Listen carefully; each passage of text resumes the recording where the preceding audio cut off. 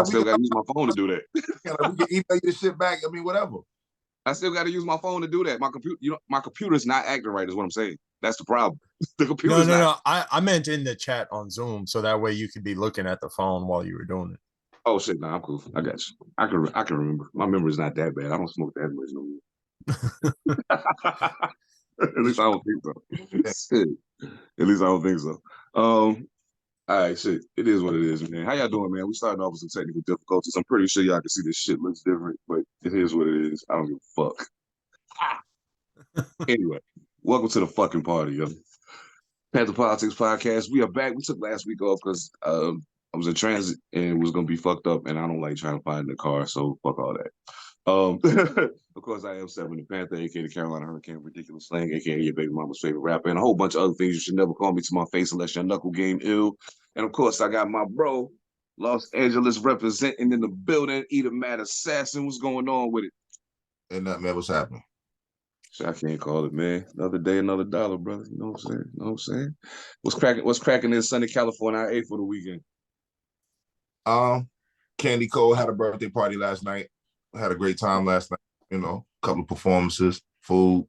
I got a business proposition. Somebody wants to have a baby. Jesus. He said a business proposition. Well, I mean, that sounds about right. Yeah, so that happened. That was my weekend so far. Well, damn. I feel like I've accomplished nothing. Okay. It's all about your mind, brother. No doubt. True indeed. Shit. And of course, well, I gotta say, we do not have Mojo Barnes representing from Seattle today.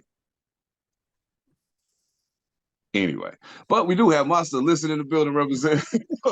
Monster's good, man. Man, I'm just living to die apparently because he out here doing a 1099 to sling some dick. I said business proposition, sir. Nowhere. I think is actual intercourse involved with this lady. Oh, I can dig it. Okay.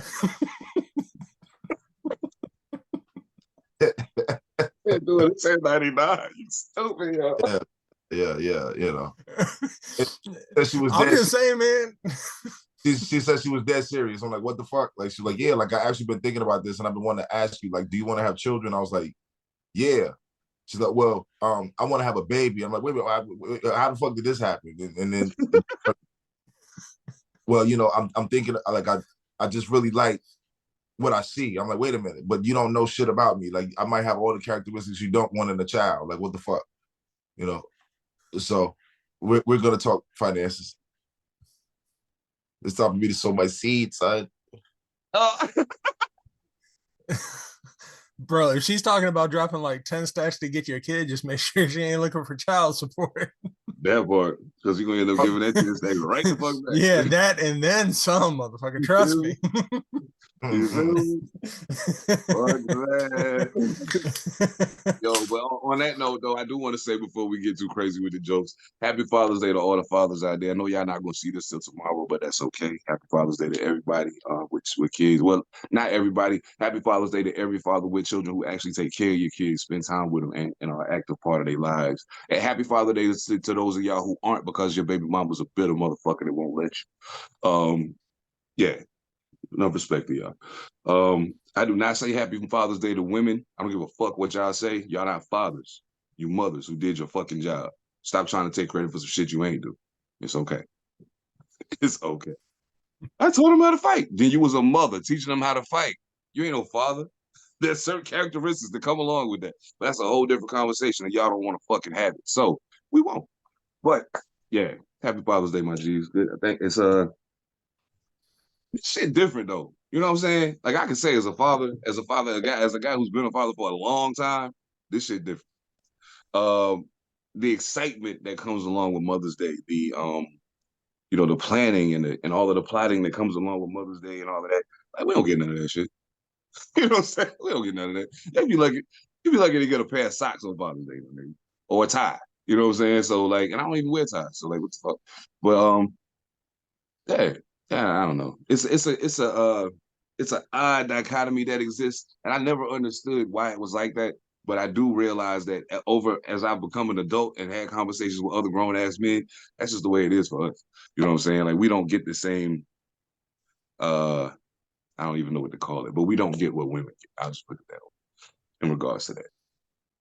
Even the ones who do what they're supposed to do. So man, look, I know like for a while it ain't really seemed like we're a hip hop podcast, and I know that, but I want to talk about some hip hop shit today. I want to get this one out the way quickly too. This is a new LL Cool J song out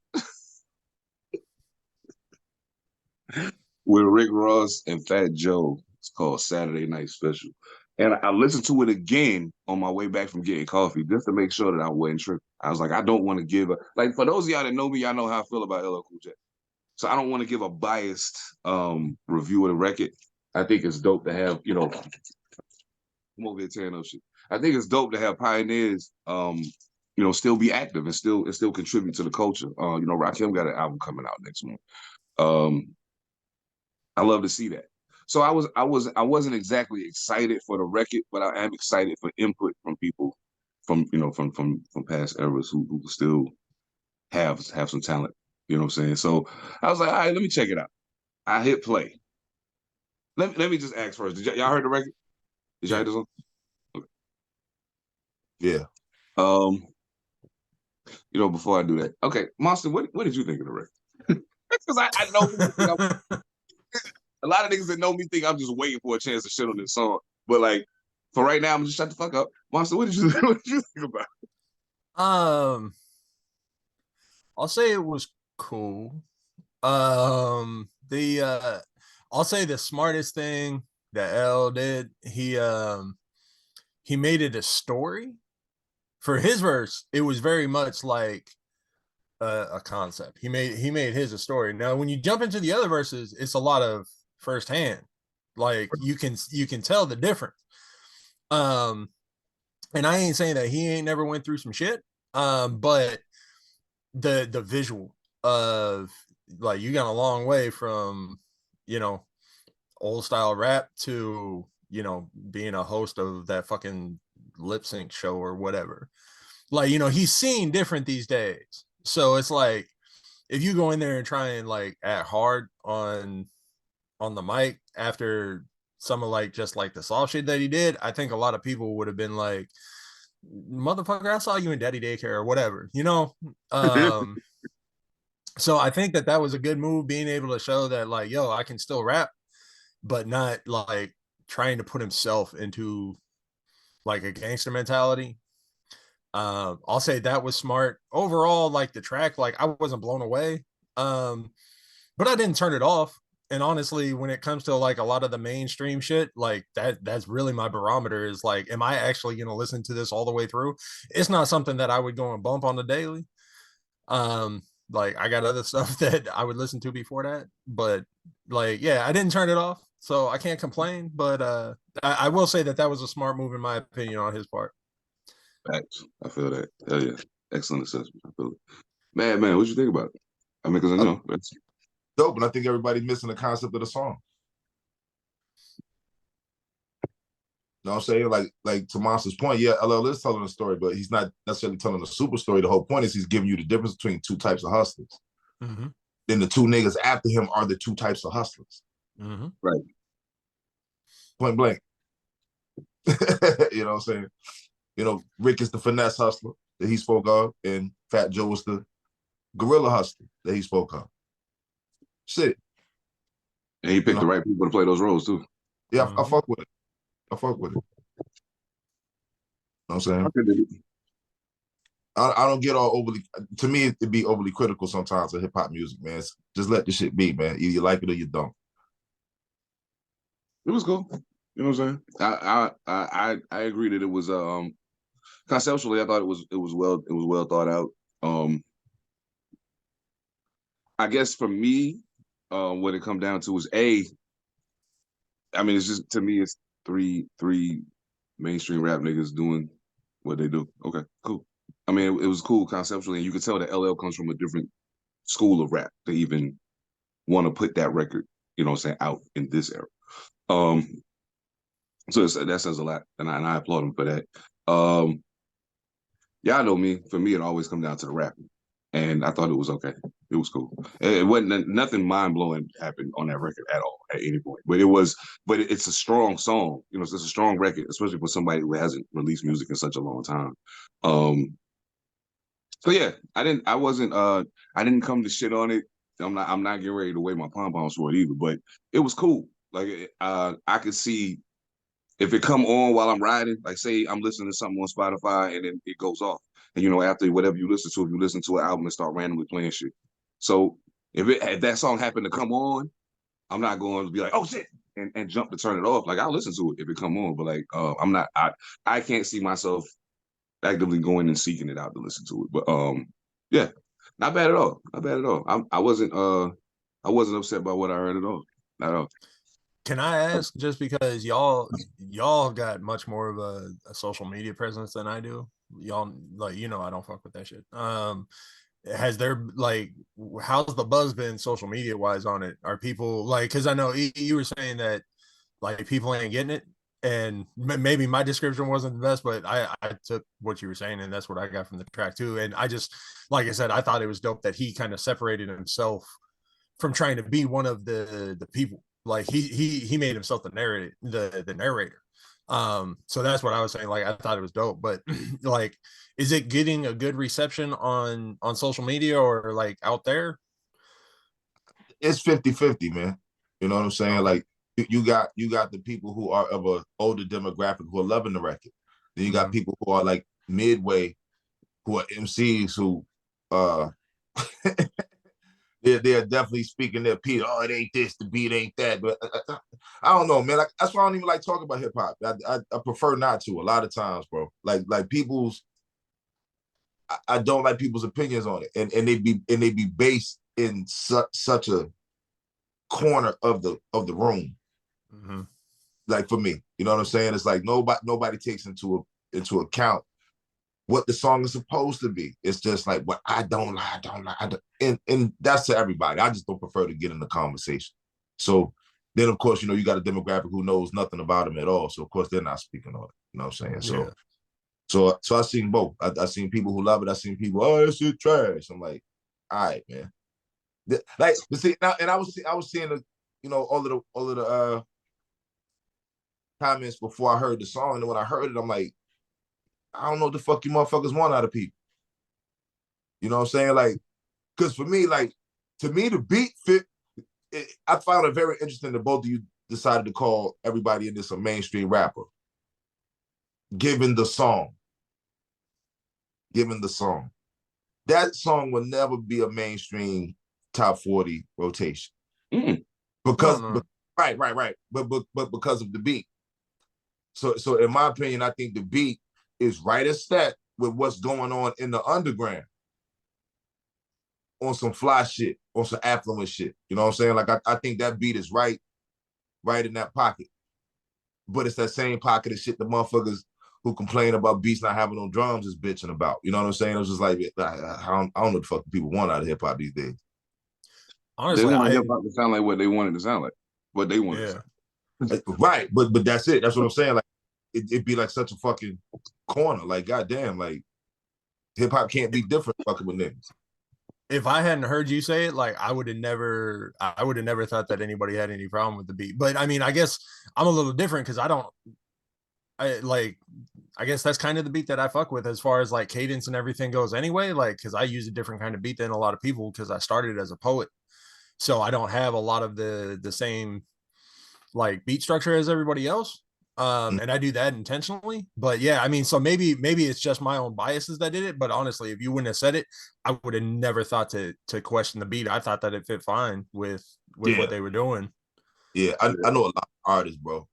I know a lot of artists. Yeah, no, I can dig it. No, and that's why I asked, because I knew that y'all had your ear to the streets on and seeing the that's why I wanted see what the reception was out there. Yeah, but now I'm gonna say some wild shit. It is what it is. People can get at me however they feel. The ones who are complaining about it, I've kind of found to be people who aren't necessarily in the best places financially. Mm-hmm. Go ahead and say it, man. Just go ahead and say it, man. I'm just saying, like, you know what I mean? Like, again, you got 2-3 jobs, you know, and complaining about what this looks like is like, I just noticed it seemed to be a common thread with a lot of people complaining. Well, there's I think there's a distinct separation in hip hop. Not just in hip hop, but in culture in general. But I'm going to say hip hop.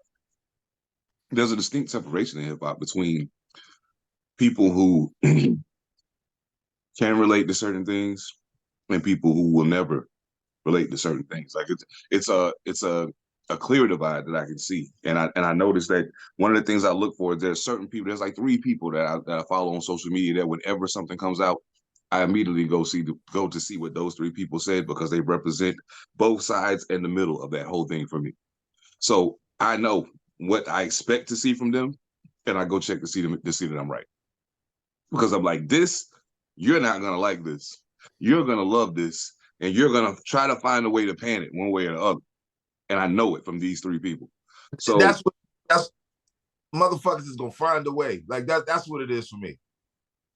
I have some homies that I know are going to find a reason to pan something. Okay, so case in point, and I'm gonna use this because I talked to him about this when he was on the pod, and I'm gonna use him as the example. Bad Seed, that's my man. Look, that's my guy. 150 grand.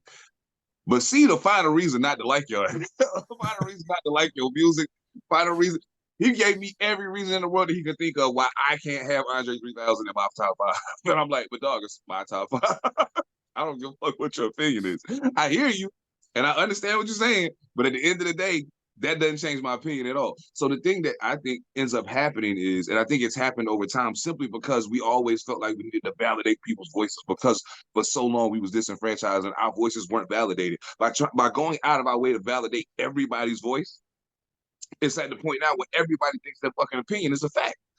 And it's not. You know what I'm saying? Like, your opinion is still your opinion. And yes, I would love to hear it if you can state it, you know what I'm saying, with some kind of eloquence to it and make me see your point without trying to change my mind.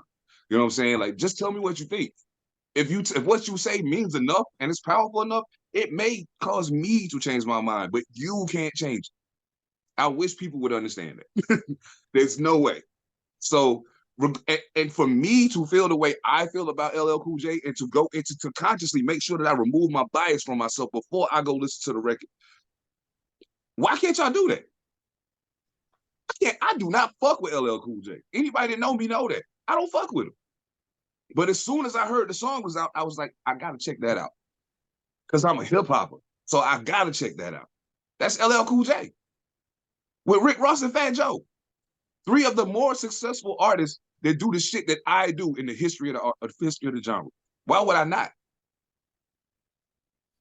Now, because you don't when I fuck say, with because I don't fuck with LL, exactly. I ain't checking that shit. What style shit? If I don't like a nigga, I don't even be bothered. Like I don't. But Bad Seed liked the song. Let's put that out there. But Bad Seed likes it. He likes absolutely. Absolutely. But I say that to say this. Because of this is the difference. Me, pre-podcast, I don't have to listen to that song.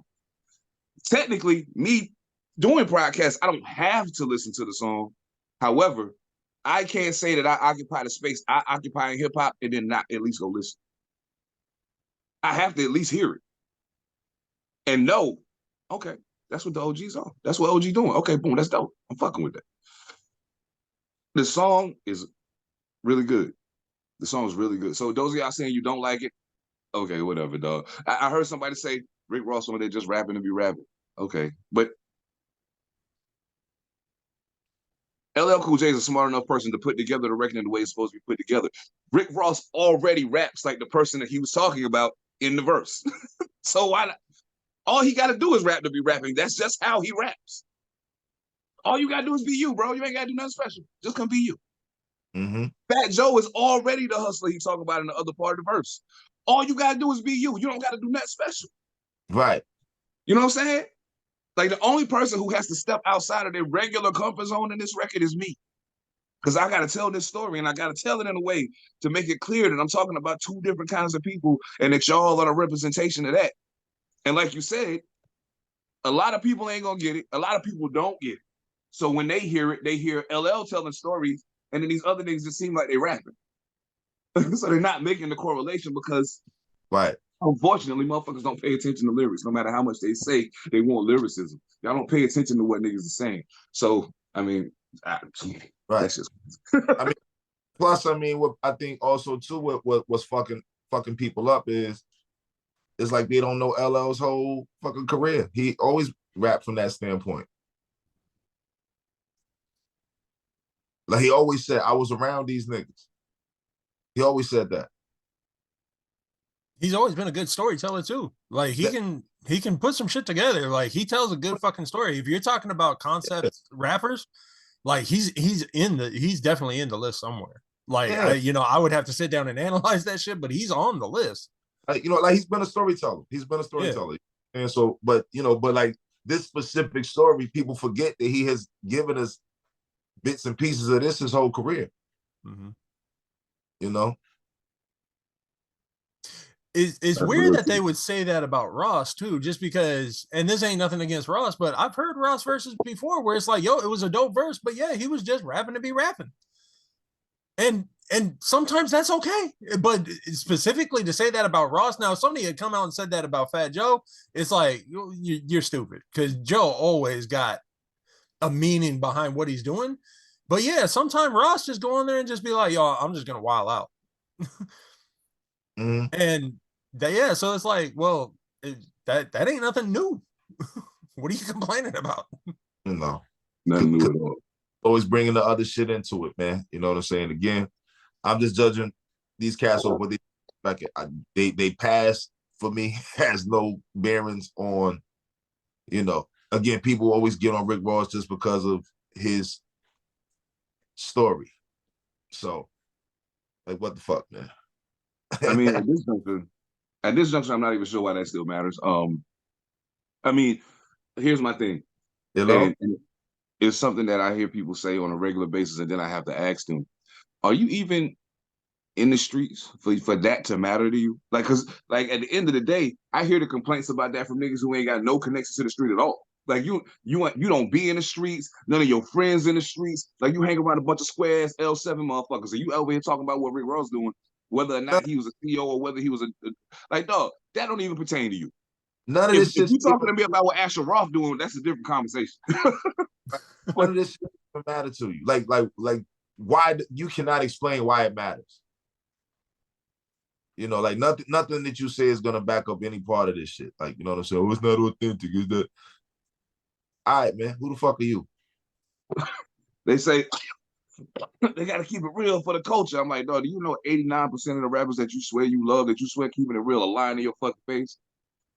And why you care? Every time you hear them? And why you care? Who told you to care? Oh, they care because they think they're supposed to. Yeah, like where'd you get that from? Like, you know what I'm saying? Like, again, like, yeah, this is a narrative that's been pushed through hip hop, but where did you get it from? So why does it matter to you? You know what I'm saying? Like, the shit is funny to me because I got he'll probably hear this. It is what it is. An ex-friend who at 50 years old is still like, man, these niggas ain't real. Da, da, da, da. This is a person who used to rap. Rap. He quit rap. And now he's still realism and fucking hip hop. Nigga, had the shit that you were saying in your raps, wasn't we embellish. We make the shit sound good, bro. And you still looking for reality in like that. Oh, I can tell that nigga's real. The fuck? People forget that this shit's an art form.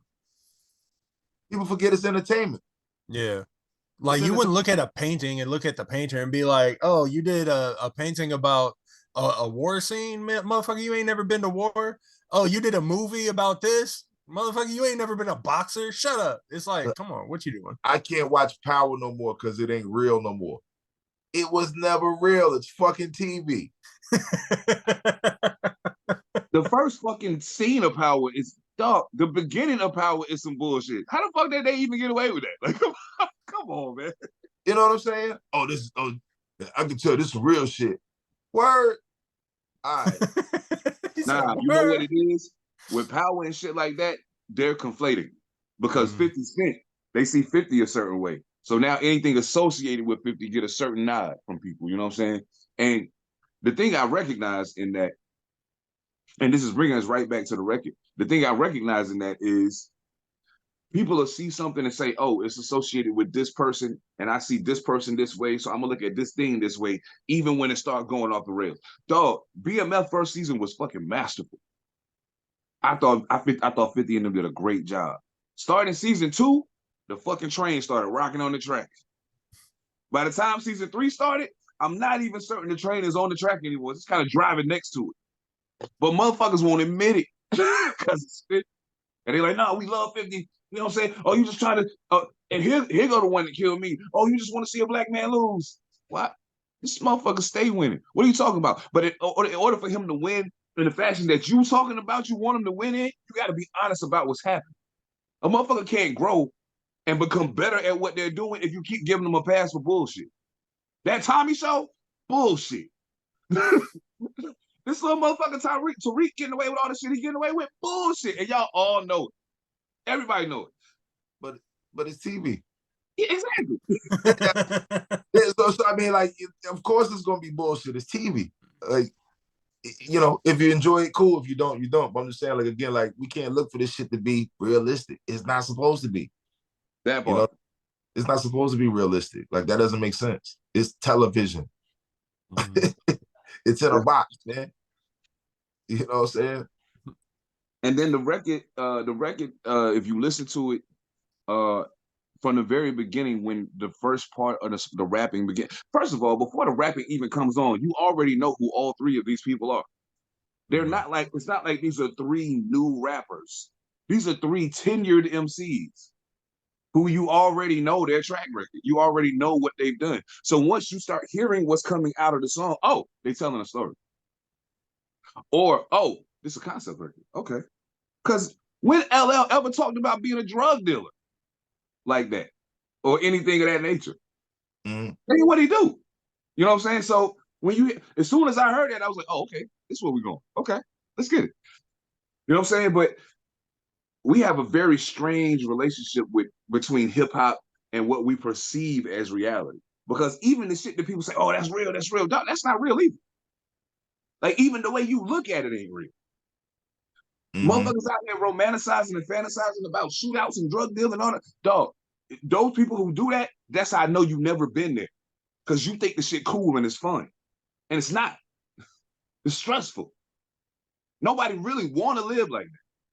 So, I mean, like, I wish people would take their fantasized, you know what I'm saying, visions of what life in the streets is, and take it off the table. And I blame hip hop to a degree for some of it, because some of y'all niggas paint fantastical pictures about the shit y'all doing out here in the streets. And real niggas are sitting around like, that's funny. You know, and we might still bob our heads to the record because the beat dope and you selling it real good. But we know, come on, that's crazy. You know what I'm saying? But then it's this other motherfucker over here, the one he was talking about, the one over here who he graduated top of his class, and he stayed away from the thugs in school because he ain't know, you know what I'm saying? He stayed away from them people, from those people. He even referred to them as those people. It just bothers me that people cares at all. I'm like, we the only ones to do this to ourselves, bro. Ain't no other fucking genre of music giving a fuck about how real that artist is to the shit they sing. Okay. It's entertainment, man. For me, it's just entertainment, bro. You know. Okay, here's my question. I didn't believe Kool G Rap was robbing a fucking train. Well, no, not at all. Yeah. Nah. Dope song, great storytelling, but nah. Yeah, you know, so what I'm saying is, back then nobody gave a fuck if it was real like that. You think I think the 90s ushered that in, kind of. And I hate that. I hate that. You know what I'm saying? Like, I hate that part of it. You know what I mean? Like, it took the fantasy out of it. You can't have this shit anymore. It's got to be real or it's whack. You know what I'm saying? Like, oh, you making shit up. So ate up the whole time. here's my question then. Do you think that aspect and that way of thinking, do you think that was the undoing? Like besides jail, obviously that had an effect on it. But when he came back, do you think that type of thinking is kind of what derailed the careers of people like Slick Rick, who are avid storytellers? And a lot of what I tell is stories. It's not something I actually did, and I'm making it plain that I didn't actually do it.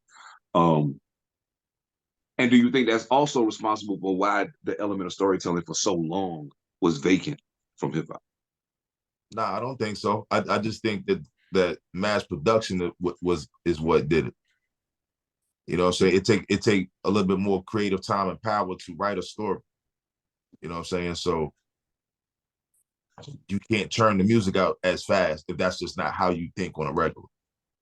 You know what I'm saying? Like, we talk about a Nas who was revered as one of the greatest storytellers in hip hop to this day. His last 5 or 6 albums don't have a lot of stories. It has visuals, it has pictures, but he's not giving you the story or the concept like he did back in the day. You know what I'm saying? Like, and again, like, for me, I think it takes time to do that. So I think that's what did it. I don't think people needing it to be real is what turned the notch. I just think that just gave us another fucking piece of bullshit to argue about.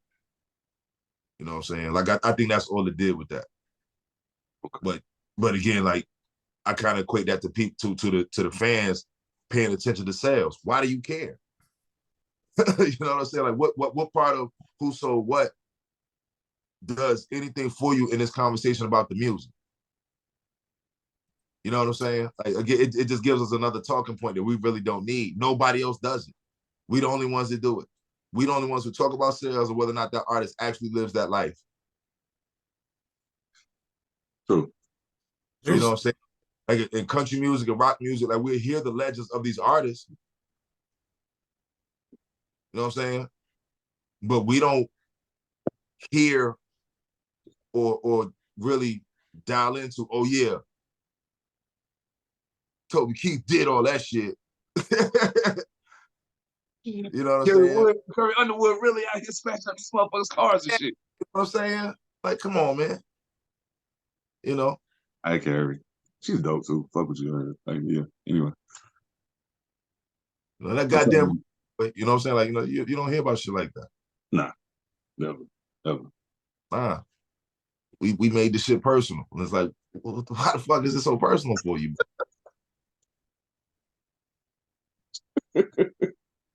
Oh God, that's real shit. Hey Monster, I can't hear you, dog. I see you talking. Uh-oh. Da, da, da, da, da, da, da. Okay, that's muted. Unmuted. Nope, I can't hear you. Oh shit. Now the one thing I will say though is while we figure out the audio, the one thing I will say is I feel like I feel like we have and I don't necessarily think it's an era thing as much as I used to think it was. Because now what I'm noticing is I have conversations with young hip hop heads, and one of the things that we discuss is what they feel like is missing from what their artists are talking about. You know what I'm saying? And one thing that this young brother said to me the other day, I think he's 22, and he said, "Yeah, man, the problem for me is a lot of what I'm hearing. They make it sound good and the vibe is high and all of that stuff, but what they're talking about, I can't relate to it because, like there doesn't seem to be any aspiration in what they're talking about beyond getting fucked up today, getting with this girl today, getting to this money today. Like there's no plan involved in it. That's really all a lot of what I'm hearing. And I'm like, okay. So then I started asking, well, who do you listen to? And when he started going down the list of the artists that he listens to, I was like, oh, that explains it. I understand why that's what you're hearing now. Okay. Maybe listen to this guy. And surprisingly, to be 22, 23 years old, whichever one he is, he hasn't listened to Earth Gang or Jid a lot. You know what I'm saying? And I said, well, check them out first. We'll start there. Like, just go listen to him and tell me if you like what you hear. But I know that he likes Southern rappers too. So that's why I went to those two first. Because I know they both from the South. Earth Gang's from Georgia, Jid from South Carolina. They can, you know what I'm saying? And he came back to me a couple of days later and was like, hey, thank you. I needed to hear this because it reminded me there are other people out there that think like I think and that want, that aspire to something greater than just being this. You know what I'm saying? Because I ain't gonna front. He's he heavy in the street, but he's trying to get out of it. You know what I'm saying? And that's why he turned off by a lot of what he hear, because he's like, I already lived this. What the fuck I want to hear that for? Like, I need to hear something else that's pointing in the direction I'm trying to go, not where I'm already at. And I was kind of surprised to hear it. But I was also very grateful to hear it, because so often the young people get bashed for not wanting anything, for not, you know what I'm saying? For being okay with what they living in. And I know for a fact, not just him, but I use him as the example, but there are several of them that I talk to that are like, nah, B, this ain't it, man. This shit that's playing right now, it's cool to dance to when I'm at the spot with the little joint, you know what I'm saying? With the little joint up on me, yeah, okay, cool. But when I'm riding in my car or sitting in my room, I don't want to hear this shit. You know what I'm saying? And I was like, damn, you sound like us when fucking Lil Jon and all that came out. You said dance to, they don't dance. What are you talking about? That part. Can y'all hear me now? Yeah, there you go. Okay, good.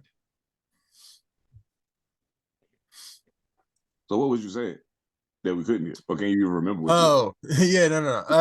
All I was saying was like a lot of times it's the quality of the story that I think brought it down as well. Like we said, there were some genuine storytellers, whether it be Slick, Big L, Nas, LL.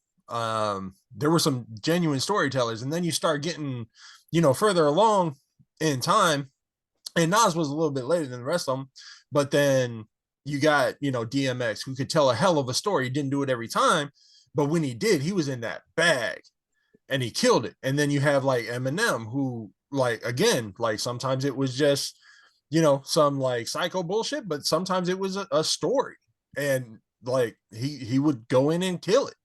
But you would hear other people attempt it and then fail. Like, and it was like, that was cool, but like, whatever. And then they don't do it no more. So the ones that you could tell were genuinely storytellers, and that's why, like, virtually every artist that I just named, that's why they're on that list for me. Like, I virtually named, like, 6 artists in my top 10, because that's what I like, is the storyteller. But yeah, like, you just, there are some people that tried to dabble in it, and the quality of the story just wasn't there, because to E's point, it takes time. Like, if you just write some bullshit, then, and try and develop into a story, then it like, people are going to recognize that like, you didn't develop this out. Just like if somebody puts out a shitty movie, it's like, oh, like, this was badly written. Like, you can do the same thing with music. And yeah, I think that's why a lot of people stopped doing it, was because the few people that continued to attempt it, that weren't on their game, it like, the quality showed. I feel what you're saying. As a person who has done that, I personally just really think it's about the speed of people putting out music kind of killed it. I don't think it's the stories that came out underdeveloped stopped it for other people. Because again, like I say, I could use Nas as the example, or even the examples that you use, right? The ones you use, they told stories during a certain era. Mm-hmm. The storyteller didn't come into stories now. Like for instance, RJ Payne dropped the project that was a whole story, the whole damn project. Mm-hmm. Nobody does that. You know what I'm saying? Again, like, it takes time for motherfuckers to do that shit. Like, back to the point we both agree on, it takes time. And I think that the rapid production of music and people needing to drop a project every month, it doesn't give people the space to be creative, to write a story fast and you know what I'm saying, and get to a developed story. Yeah. So actually, it might be a combination of both. You know what I'm saying? Like, like, people can't develop a story if they're doing it fast. You just can't. Yeah. Like I got a couple of stories in my head that I still want to tell them. Like, I don't know how I want to conclude them. Mm-hmm. So I just haven't even started. And then sometimes I'd be like, you know what, fuck it. I'll tell the story and stop halfway in the middle of it, just because that's how life is. Sometimes there is no end to the story. You know what I'm saying? Yeah. I like some open-ended stories that I Yeah, can exactly. pick one if I want to. Like as a matter of fact, there's a you probably remember the song Join Me a Dev did called Hollow Man on the first album and on my first solo joint. And basically the end of the story was the end of the story of that person with that person, but it wasn't the end of this person's story. You know what I'm saying? So I could literally continue on, and I did. I wrote a part 2 and a part 3. I just never recorded them. But the entire song, the irony of the whole record was the name of the song is Hollow Man, but it's really the story of a woman.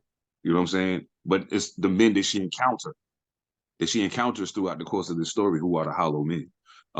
Something about what they're chasing, something about what they desire has left them empty. You know what I'm saying? Because now that's all they crave is this thing that has eluded them. So they're able to pretend to love, you know what I'm saying, other things, but really that's all there is. Like I'm going way too far into what that's about right now as opposed to what we're talking about. But like the whole thing is I told the story in a way that left room for me to continue to tell it for as long as I wanted to. Because with her being the star of the show until she's gone, the story can keep going. You know what I'm saying? Even if the environment changes. Because at a point in the story, she's in prison. You know what I'm saying? But the story still continues. That doesn't end the story. So I think one of the things that I think one of the things that I think is hindering storytelling in hip hop to a degree, just off the top of my head, something that I've noticed. Has anybody else noticed that TV shows and movies seem to have forgotten how to end things? It's almost like nobody knows how to just to end it, especially if there's no intention of a sequel. What is that? Like, I'm left too many times at the end of something that I'm watching thinking, but wait, what about, why didn't, I don't get it. You know what I'm saying? Like, I was with you all the way up to the last 5 minutes. And now I'm trying to figure out why you ended it this way. You know what I'm That's saying? the Because it problem, doesn't though. make sense. There is no such thing in film or TV nowadays as no intention of a sequel. Because if something gets popular, people are going to want more, and the studio is going to give it to them to try and make another $1 billion. So they're always going to leave that chance open for a follow-up. They're always going to leave the one unanswered question. They're always going to leave the, oh, but what if type thing. That's just what they do now. Well, I think also to answer the question so far as television, like, typically like that season, the seasons are written out to end at a certain point. But the thing is, you got to deal with ratings and budgets, and that oftentimes ends it before you get an ending. That's what happened with Winning Time too. Yeah, I feel you, no doubt. Yeah, I feel you won't get the ending because they didn't get a chance to run to the ending. I hate that too. The television series, like movies, like Monster say, like they always gonna try to have some kind of way to be able to bring it back. Even I've seen them do it in times when they shouldn't have been able to do so. Like it was like everybody died. They should have been able to carry the story on. And the way that you did it was you brought one of them back from the dead to keep the story going. And I'm like, all right, yeah, cool. Resurrection has been a thing in many fucking things. It's not like that's a new concept, but damn, cause you you wanted that bag that bad that you like this thing. Like I can almost guarantee you that wasn't the plan. You know what I'm saying? But of course, like you said, and this is actually totally taking me away from where I wanted to go next, but I don't care. I feel like, and this is something that I actually got into a massive disagreement with somebody about very recently.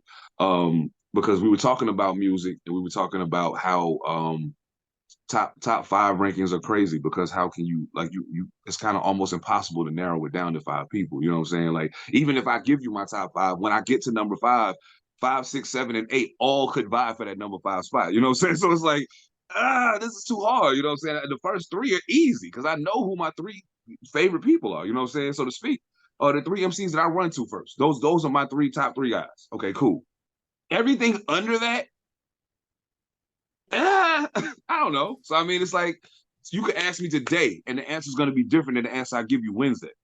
You know what I'm saying? The answer to 4 and 5 at least may be different on Wednesday when I give it to you. So we were talking about that, but I said the thing that skews it for me isn't people feeling like they know who their 5 is. If you know who your 5 is, cool. I ain't mad at you because you know. Fine. My problem comes into play when you develop the entirety of your ranking of MCs based on how much money they make. The fiscal element that gets attached to every single thing and using that in order to validate its, quality is troubling for me, because I know some really, really good, I've seen some really, really good quality clothes that were made that were inexpensive, but because they were inexpensive, people didn't buy them. You know what I'm saying? Because they wanted to get what had a name on it. But the quality was the same. You know what I'm saying? I've also seen people say that really, really talented artists, man, I could talk about somebody on this call. I could talk about a motherfucker coming to me and telling me that ethemadassassin ain't as good as this person because this person sold platinum and ethemadassassin has it. And I turn on one song, then turn on the other song. I said, you tell me who rap better. You tell me which song was better. At the end of the day, each song was better and he rapped better. This nigga just got the machine behind him. Stop playing with me. Y'all give way too much power to fucking money, and it's because of how we condition to think. And I get that. But dog, at some point you got to take that off and say, okay, fuck the money. Fuck the money. Because it's motherfuckers that would, even better example, I had when we used to have the Nas Jay-Z debate, when just talking about the music don't take it far enough, the first thing they jump to is, well, Jay got all this money. Okay. That ain't got nothing to do with what we're talking about. So like let's bring it back over here. I salute him for that. Cool. But that ain't the conversation we're having right now. Do y'all feel like I feel like there's an overtly like weird connection with money that comes into play in everything when we start talking about what's good, what's bad, because there's some real whack shit that do numbers, and therefore it gets held to a high regard. You know what I'm saying? But those of us that ain't on that train be like, the fuck? Huh? I don't think it's a weird connection. I understand it because, again, to the point of the people you just named, Nas and Jay. Jay told you the money mattered, so people started running with that. Even back with the Jay and Nas battle, this is a tangent.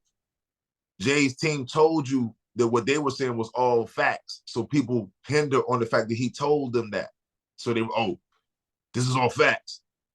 Nas shit is all jokes.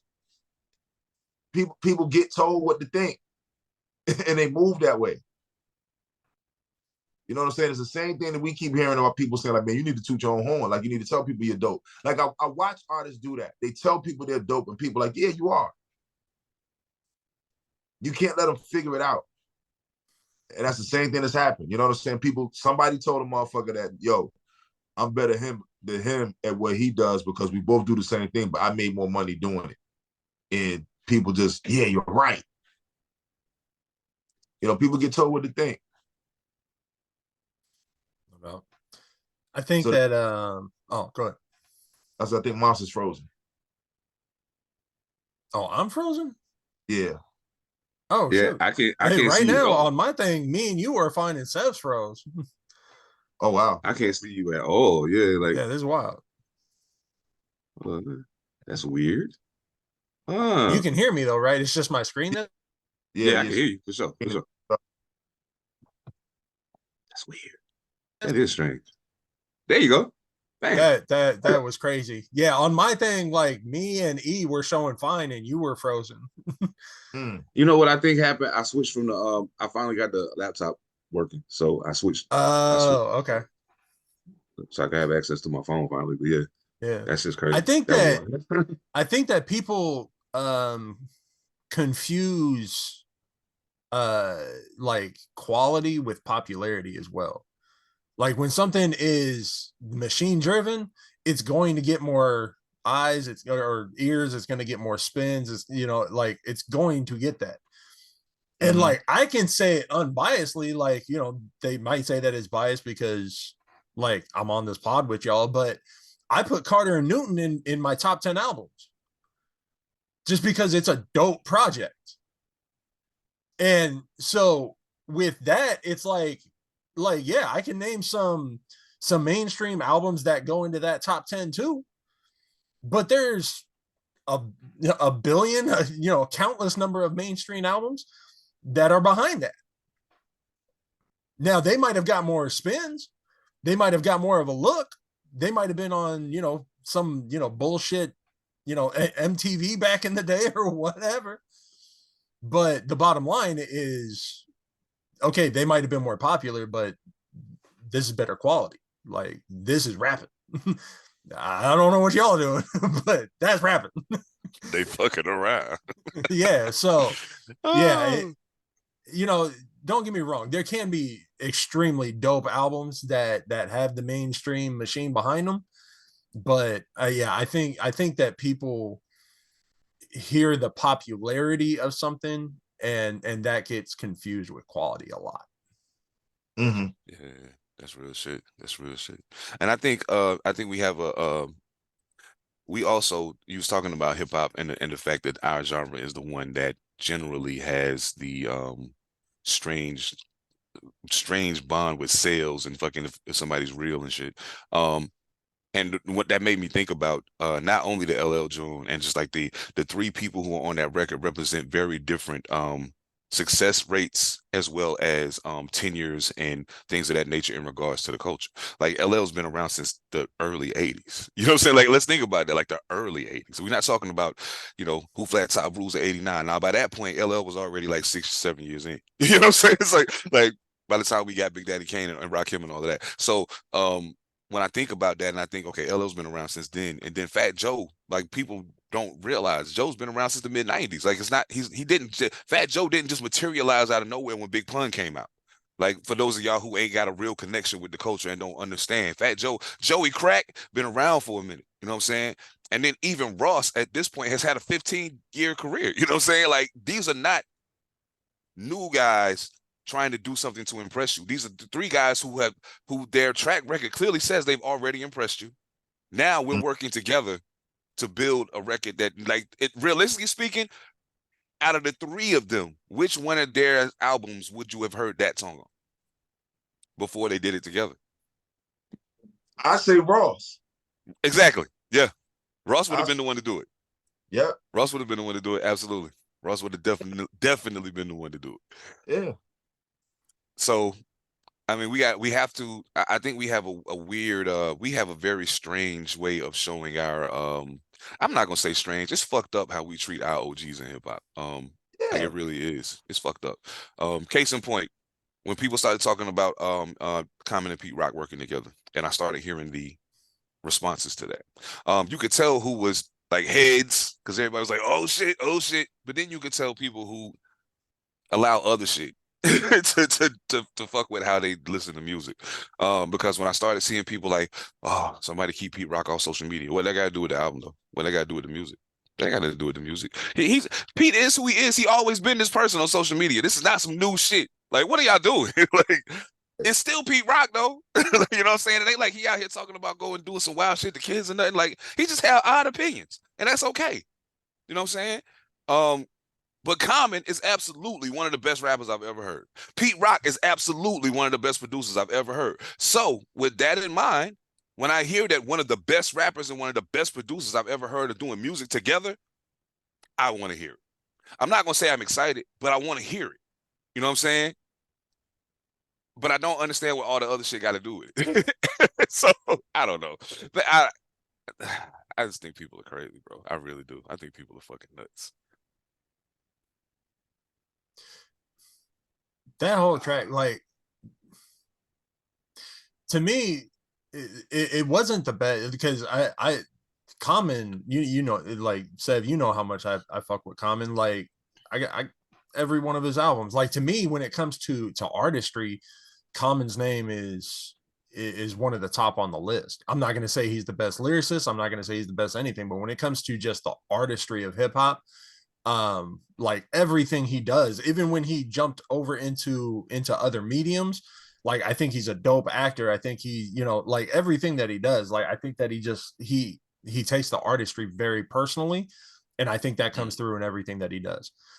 So to me, this was a somebody who has achieved artistic excellence working with somebody that has achieved production excellence, and they put together a track to promote Black excellence.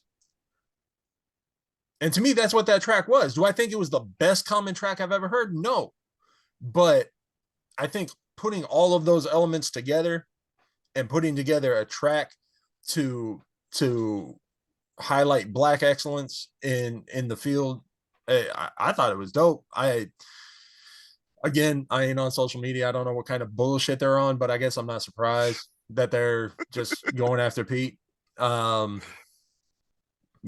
Oh, it ain't just Pete though. Going after the song. They're going after the song. Now I can't front. I haven't heard it.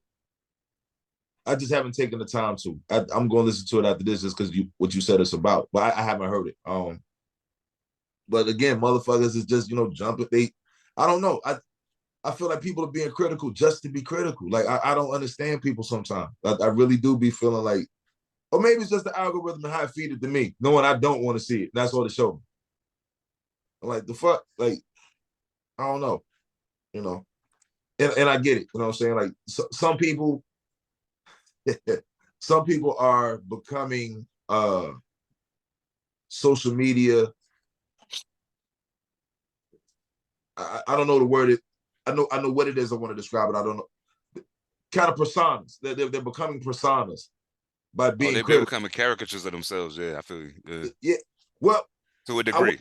I wouldn't say the caricature just yet, but they're becoming personas. Like they're being just outwardly fuck this shit all the time about whatever they can just to get in.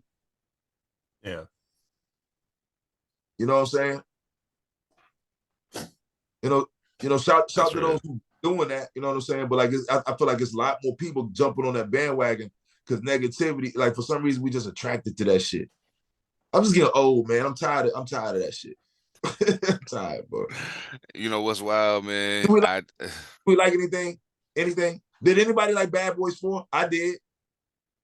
Yeah. I thought it was dope. Yeah. You mean the new one? Do we like anything? You know what I'm saying? Like, can we like something? I want to go see the most recent one. I haven't seen it yet. I personally am I like the combination of Will and Martin together, so I'm gonna go check it out. Can we like something?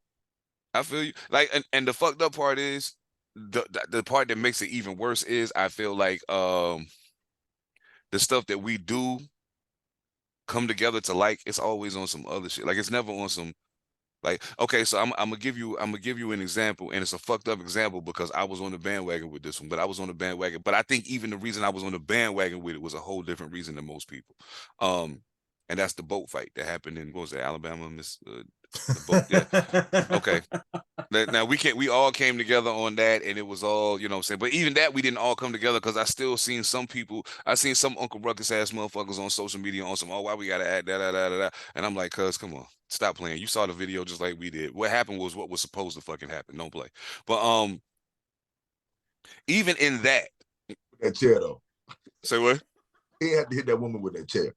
This is true. That's he had to hit that bitch with a chair. Yo, on behalf of the white community, some shit just needs to happen. And that bitch needed to catch a chair. Oh my God. I'm fucking shit. dead, bro. Yo, I'm trying to tell you that. Yeah, no, she needed a seat, bro. She needed to have several seats. Yeah, that's all it was. It was just a suggestion to, take a seat and think about it. Have a seat. Oh shit, yo, bro, I'm trying to tell you. But yeah, now, Wow. Calm and Pete, yo, thank y'all.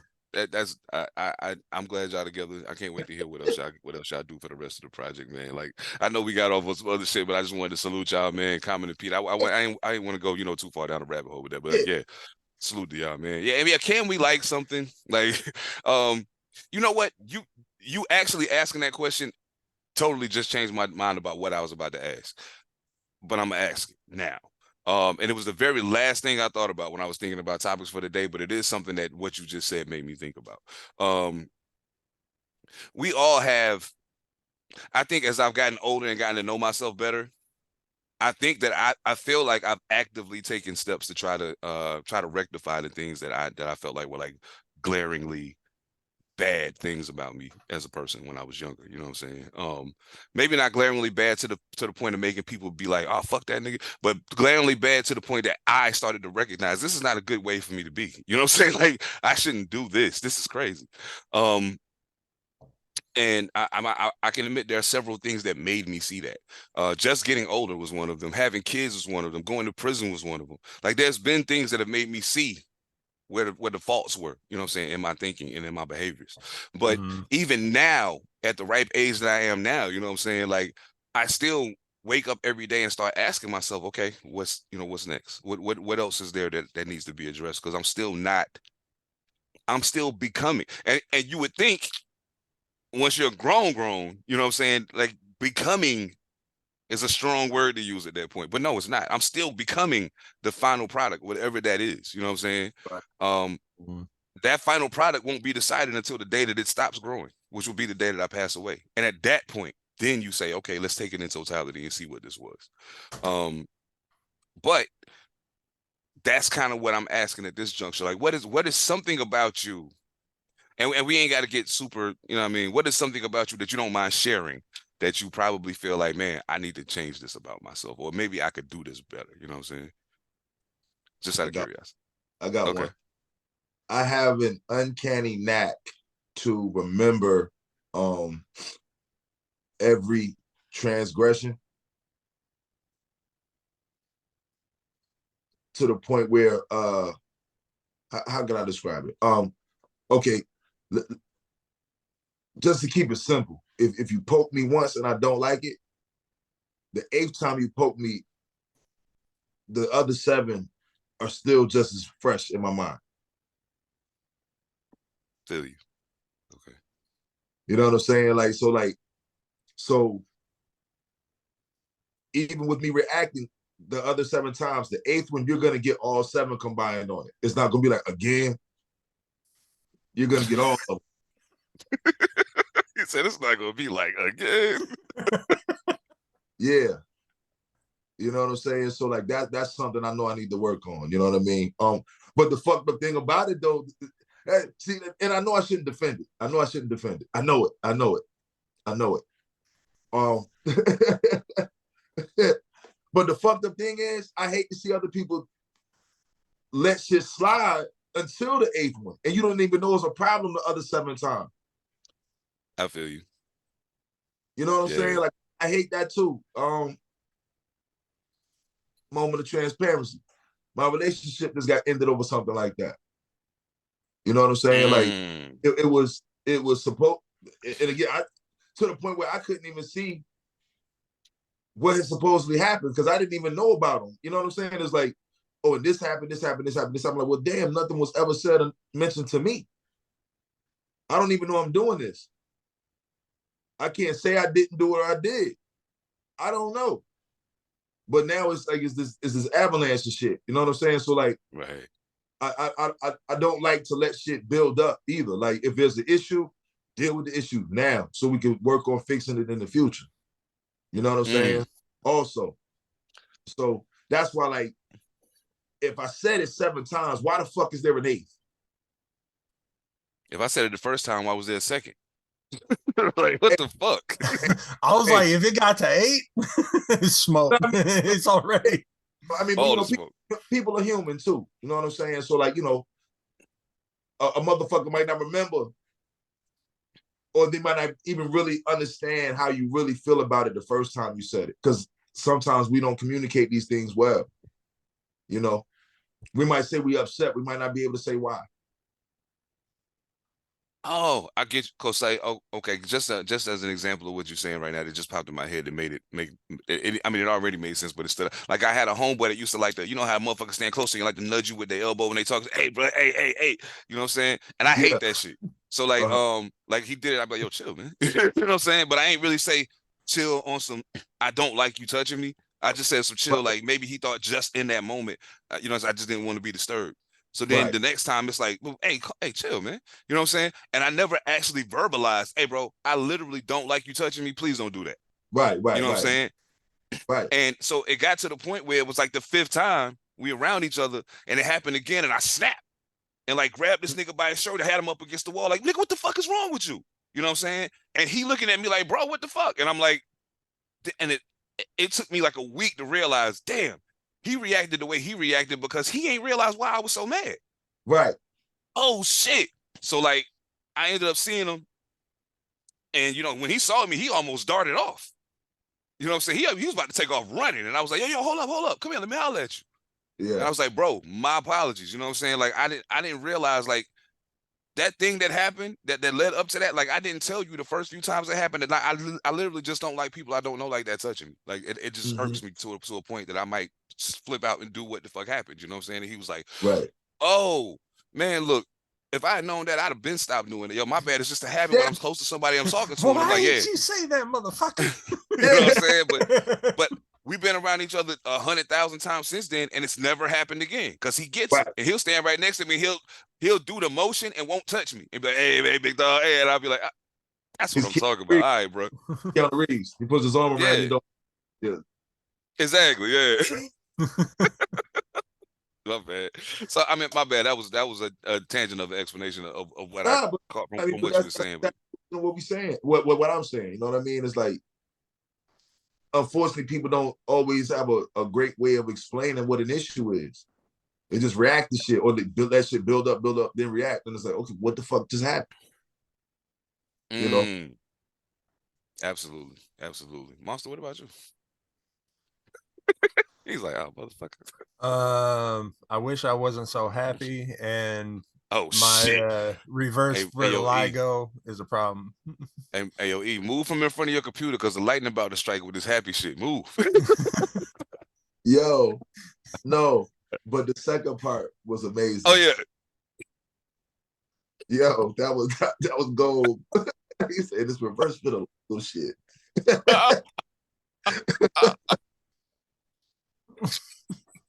Yo, what the? Oh shit! I wasn't ready. Okay, I wasn't ready. Word. I can dig it. I can dig it. Shit, man. Nah, this motherfucker said happy, bro. I'm just too many saltines in the world, bro.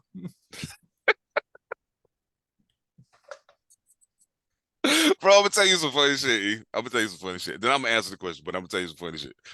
The funniest shit in the world be we be somewhere, it'd be like, so say it's me, Mojo, you know what I'm saying? It might be a small conglomeration of the clique. Monster might be one of only two non-melanated people in attendance in the function. But as soon as something happens, he say, see, this is why you can't fuck with white people right here. You see that? No doubt. So this is, I mean, it's funny as shit every time I hear it, but this is not a surprise to me at all. I already know what time it is. So, oh shit. But nah, fuck man. I don't know. I guess the biggest one for me probably would be not I don't have a very strong concept of forgiveness for people sometimes. You know what I'm saying? Like I can't even say it's not that I don't let shit go. I can't say it's that. Because sometimes I let it go and that thing is done. Like that part, that situation, I'm past it. I don't give a fuck about that no more. But I can honestly say that there's been times in my life I cut people off, like cut people off that I didn't have to do. You know what I'm saying? There was there was a potential for redemption there, and I didn't take that step into that space. Because I guess in my head, if you did it to me once, you're going to do it again. You know what I'm saying? Not you might do it again. You're going to do it again. And so if I'm in a situation where, like say for instance, I was with a lady and we was in a relationship and she cheated on me. But you know, I manned up and I got past it. But all I did was get past it. I didn't forgive the situation. I just got past it and kept moving. You know what I'm saying? Because when I weighed everything, it just made more sense for me to stay in the situation. You know what I'm saying? Like maybe, you know, this could still be a beneficial thing. And I mean, we had a good thing going, you know what I'm saying, for the most part. But it couldn't, but then in my brain, I think that, and then the counter immediately comes from the other side of my brain. Couldn't have been that damn good. She cheated. You know what I'm saying? So the problem though became at that juncture, now my resistance to cheating is way down. Way down. To whereas I normally would be like, hey, get out my face, girl. I got somebody, leave me alone. Now I might entertain that conversation. I might entertain that picture you sending me on social media. I might entertain, you know what I'm saying? I might entertain that now, because now the fence that I built to protect my monogamy, I tore it down. Well, I didn't tear it down, she did. And even though I stayed in the yard, there's nothing keeping me in this spot anymore. You know what I'm saying? So it would have been more prudent for me to just leave the situation completely. You know what I mean? It would have been more prudent for me, because then at the end of it, now we're not playing the, oh, you fucked me over, so now I'm gonna fuck you over even worse. You know what I'm saying? Because Yeah. I'm a vengeful nigga, dog. I'm not gonna lie, I'm a very vengeful person. If you do something to me, I'm gonna fucking get you. I don't care if it's today, if it's next month, if it's 10 years from now, I'm gonna fucking get you. So that would, I'm just being honest. No doubt. So that wouldn't be what you would change. Well,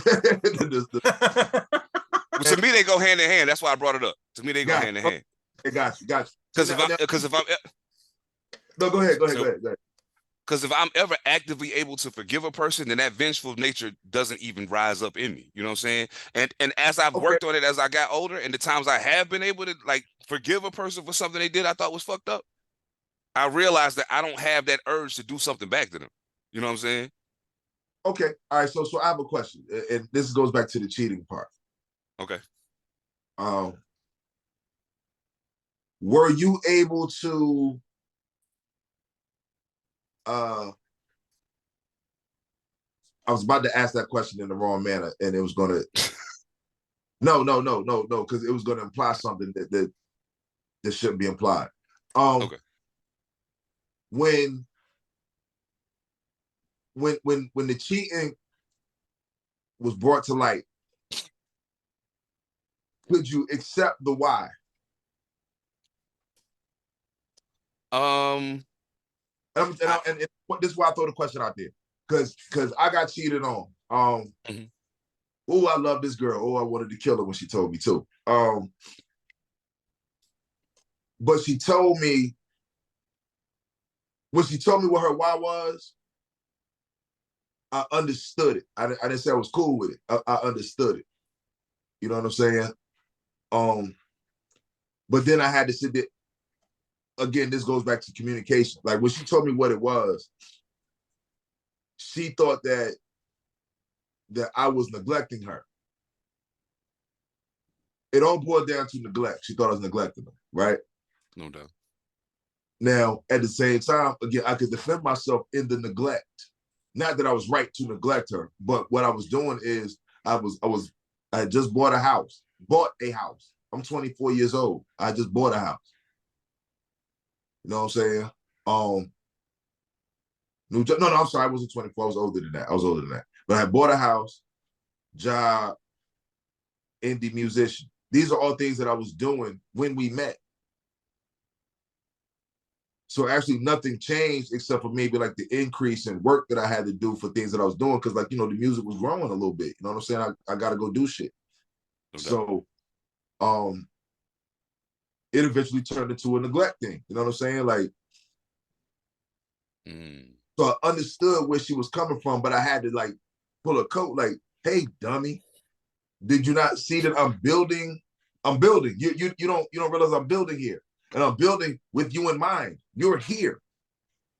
But we never had that conversation because again, she building this shit up in her head and thinking this is it and not getting the perspective that I have hers. You know what I'm saying? So it's funny you say that because when it got down to the why, it was a very similar thing.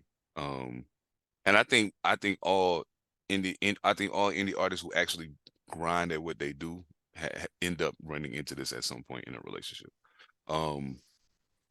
It was a situation of, at that point, I was doing a lot of shows, you know what I'm saying? and I was doing. It was to the point where it was like it's not just doing shows on the weekend anymore. Now it's going, driving 4 hours away to do a show on a Tuesday night, or you know what I'm Right. saying, or on a Thursday. Then I leave Wednesday when I get off of work, and I don't come back till Sunday night or early Monday morning because I've been out here going to get it. You know what I'm saying? Right. And I mean, you make the phone calls and you all of that other shit, but at the end of the day, like not being present, it take a toll on shit. I get that. You know what I'm saying? I'm not a dummy. I understand what it means. You know what I'm saying? Right. But also, like you said, when you met me at a show. So you already know what I do. It shouldn't be a surprise. You know what I'm saying? And even with my job, I work during the day. So cool. That means I got night times open. But night times be open, but a lot of times that's when we end up going to the studio because the producer and the other MC also work during the day. So nighttime is the time we got open in common for us to go to the studio. You know what I'm saying? This is during a time when I had to rehearse because I was part of a group and that's what they wanted to do. So we had rehearsals at times before we went out on the road and shit. And I'm like, I mean, I hated it then too. But anyway, that's a different conversation. But so a lot of things that ended up going into the equation started taking my time away. But I was like, hey, yo, look, the thing is, you met me in between projects, you know what I'm saying, in between touring responsibilities. Like we was just doing little one-off shows at the time, you know what I'm saying? But we'd have had enough conversations that what I was doing before I met you. So like I told you, I was on the road for a whole year before I met you. I saw Winston-Salem 4 times in a year's time while I was on the road. You know what I'm saying? Both of them times was 2 or 3 days at a time, you know what I'm saying? The rest of the time we was gone. So I was like, that's how it was, you know what I'm saying? And, when you ask the question, do you see it going there again? I'm like, that's kind of the goal, you know what I'm saying? Maybe not for a year. If it's my own tour, I would never plan it that way. But yeah, you know what I'm saying? I gotta get out of here and go do that in order to make the noise we need to make to get to this money, you know what I'm saying? And all of the conversations gave me the impression that you understood that, you know what I mean? But then when I'm gone and I come back and shit feel weird, but I don't really say nothing because I'm like, well, I mean, I've been gone for a minute. Maybe shit's supposed to feel weird. Because before when I was on tour coming back, I wasn't coming back to nobody. I was coming back to an empty apartment. You know what I'm saying? Maybe this is just how it works. I don't know. And then, when the truth came out, you know what I'm saying? And the other part of it, though, is not just that the truth came out, it's how it came out. Like in your case, you said when she told you. In this case, she didn't tell me. Well, no. Okay, maybe I told that part of the story wrong. What happened is actually I felt it. She broke up with me. And then after the fact, she told. Okay. You know what I'm saying? Like my whole thing was like something is fucking weird about you, and I don't know what it is, but something is different. You know what I'm saying? Like, and it's a whole bunch of shit that I could point into because, like, again, it was girls that she was hanging with, and I knew the type of bullshit that they would do. You know what I'm saying? I'm like, and you hanging with them a lot, and I'm like, yo, they're gonna fuck around and influence you to do some crazy shit. The next thing you know, like the argument would get different. Yeah. And I'm like, oh, you arguing with me like how I seen them argue with they do. But I see it, so I'm calling you out on that. Like, nah, that's how she talk. Like, you don't even sound like you right now. Yeah. Yeah, this argument isn't even you. What we're arguing about is nothing that you would normally even argue about. Like, I can't believe, nigga, check this out. He sat up with it. He said, hold up. So my car had broken down, right? My whip broke down. She was letting me use her whip. She goes out of town, right? I tell her that I think she goes out of town on a Friday. I'm anticipating needing the car until Monday, right? I ended up figuring my situation out on Saturday. I take the car back on Saturday, right? She started an argument with me because I didn't tell her I put the car back.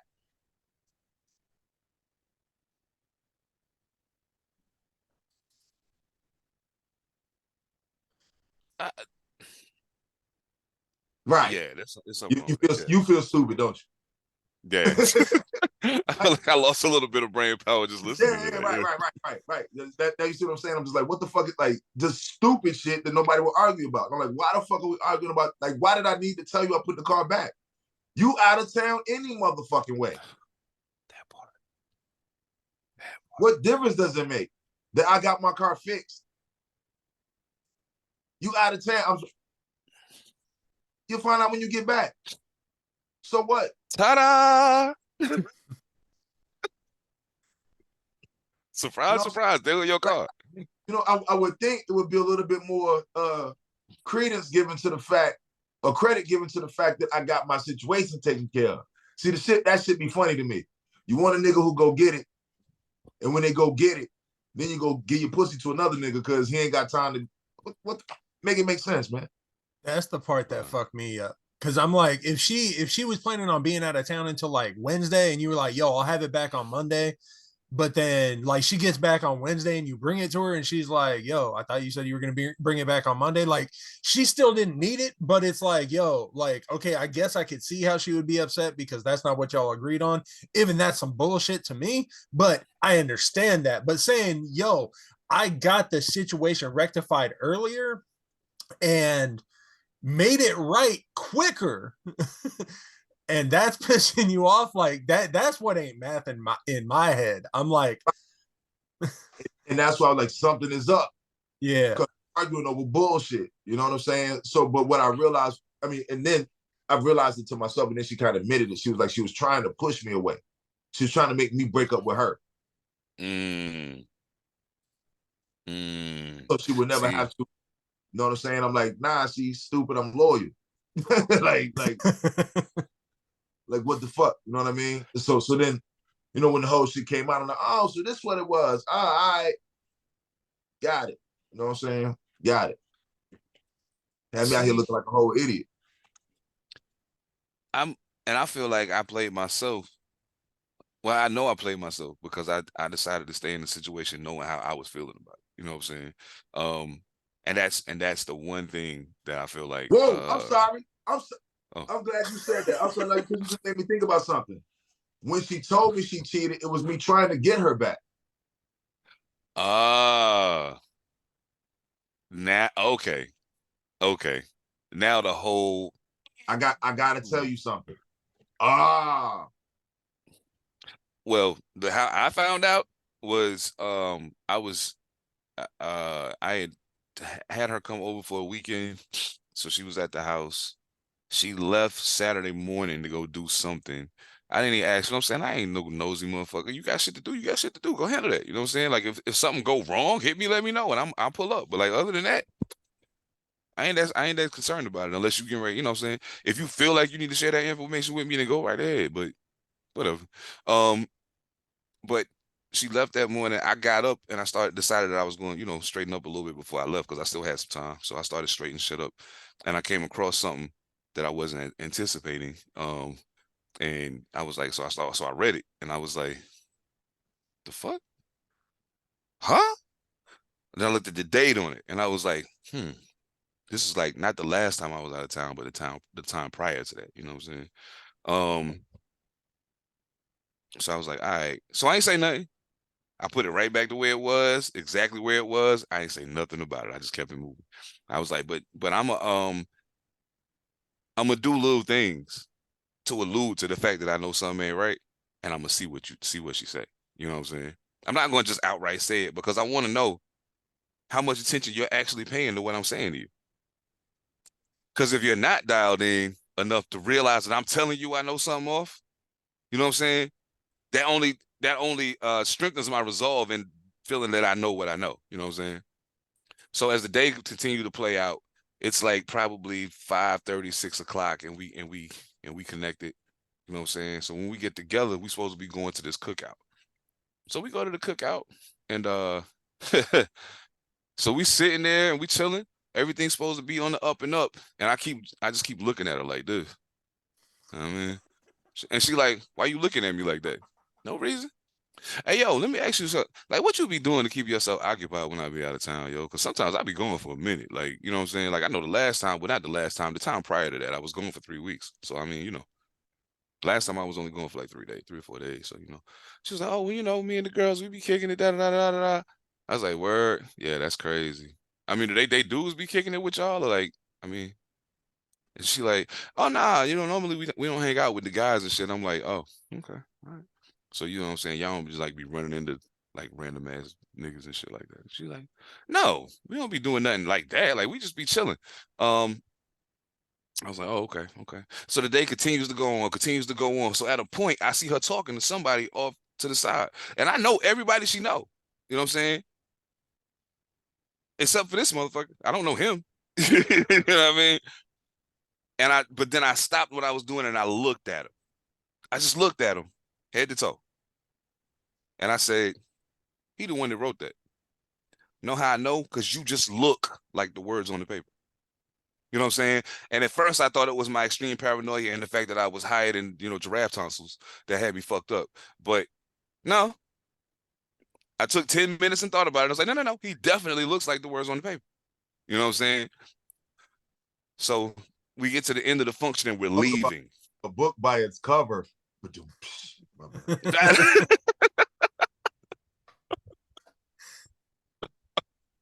That was a fucking Louis. But come to find out, I judged that book absolutely correct. Right. So as we was leaving, this is what I did finally. I said, you know what, dog? I can't keep playing this game. I got to get to the bottom of this now, because if it goes on for another 24 hours, I might choke the fuck out of this motherfucker. So let me go ahead and say what I need to say. So I said, yo, homeboy got good handwriting. If you would have seen the way her soul left her motherfucking body, son. Yeah. If you'd have seen, yo, her nose flared, and I saw her soul come out that motherfucker. In the spurts.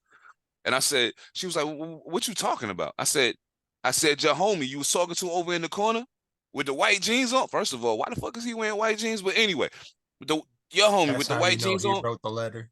Son, exactly. I was like, what? He got real good handwriting. She was like, what do you mean? How you see his handwriting? I said, yo, listen. We can do this one or two ways, and I really don't care which one you choose at this point. I can pull the car over now. You can get the fuck out and walk where you going, or you can tell me what the fuck I need to know. That's the only two ways it's going to work. And I started slowly pulling the car to the side of the road. Now, mind you, I lived in Winston-Salem, North Carolina.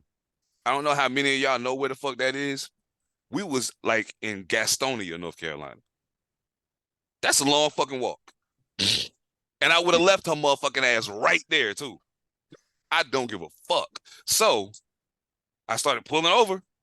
I was like, the highway right here. If you let me get to the highway, your ass staying right here in Gastonia, and I'm getting the fuck on the highway. You know what I'm saying? Pull over to the side of the road. She let it spill. Oh, da da da da da da da blah blah blah blah blah blah blah blah. I said, hey yo, first of all, I'm gonna keep it 1,000 with you. I ain't even mad that you cheated. I'm mad that you cheated on me with a suck ass nigga like that. You know who that is? You know what I'm saying? Because I start asking questions after I seen them talking. You know him? Who that? Who's he? You cheated on me with that nigga? Yo, I almost feel sorry for you. Almost. You know what I'm saying? No, keep going. Keep going. Keep going. Then I was like, fuck it. And I said, fuck it. I went ahead and got on the highway and got to driving, and she steady talking and talking and talking and talking and talking. And I'm so sorry. And da-da-da. I said, yo, check this out. Check this out. Check this out. I'm going to save you right now, because it's going to come a point in time in this life that's going to be the end of it.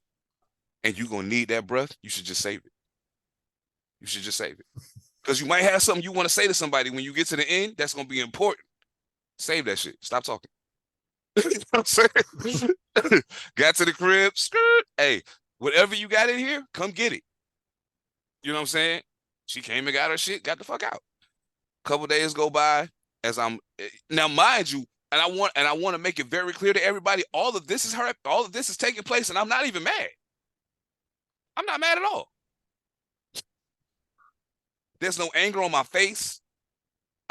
I'm clear-minded, other than being high. I'm clear-minded. I'm not angry. Because it doesn't call for anger, in my opinion. Just get the fuck away from me. That's all. And I'm cool. Couple days go by, and I had time to think about it, blah, blah, blah, blah. She done been texting and da-da-da-da. Oh, come on, man. I just want to talk to you, da-da-da-da. So we having a conversation. And I say, you know what, yo? I get it. I be gone a lot. Da da da blah blah blah blah blah blah. All right, look, you know what I'm saying? It's gonna take some time to formulate how this is gonna play out, but we can. Well, well, I would like to apologize publicly to every young lady who found themselves a pawn in that chess match. I apologize. But I won, so yeah. Checkmate, bitches. Anyway. You got to get that hate out your heart, Jesus. Be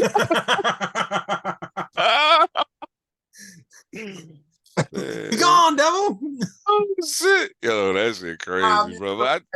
It's funny you said that though, man. When you said like I ain't mad that you cheated, it's the fact you cheated with a nigga like that. Yo, when Shorty told me who it was, I'm like, because my thing was this. You know, I knew people out there. I knew a lot of people. I knew, you know, a lot of the a lot of people. And my thing was, I'm like, if it's ever a nigga I know, it's gonna be a problem. You know, and I know a lot of people. So it just so happened it was somebody we was face familiar, like through a couple of people or whatever. You know what I'm saying? And but it wasn't a situation to where like what happened is like, so me and Shorty, we had broke up for like a year, and she ended up dating this dude. Okay. She ended up dropping him and coming back with me, right?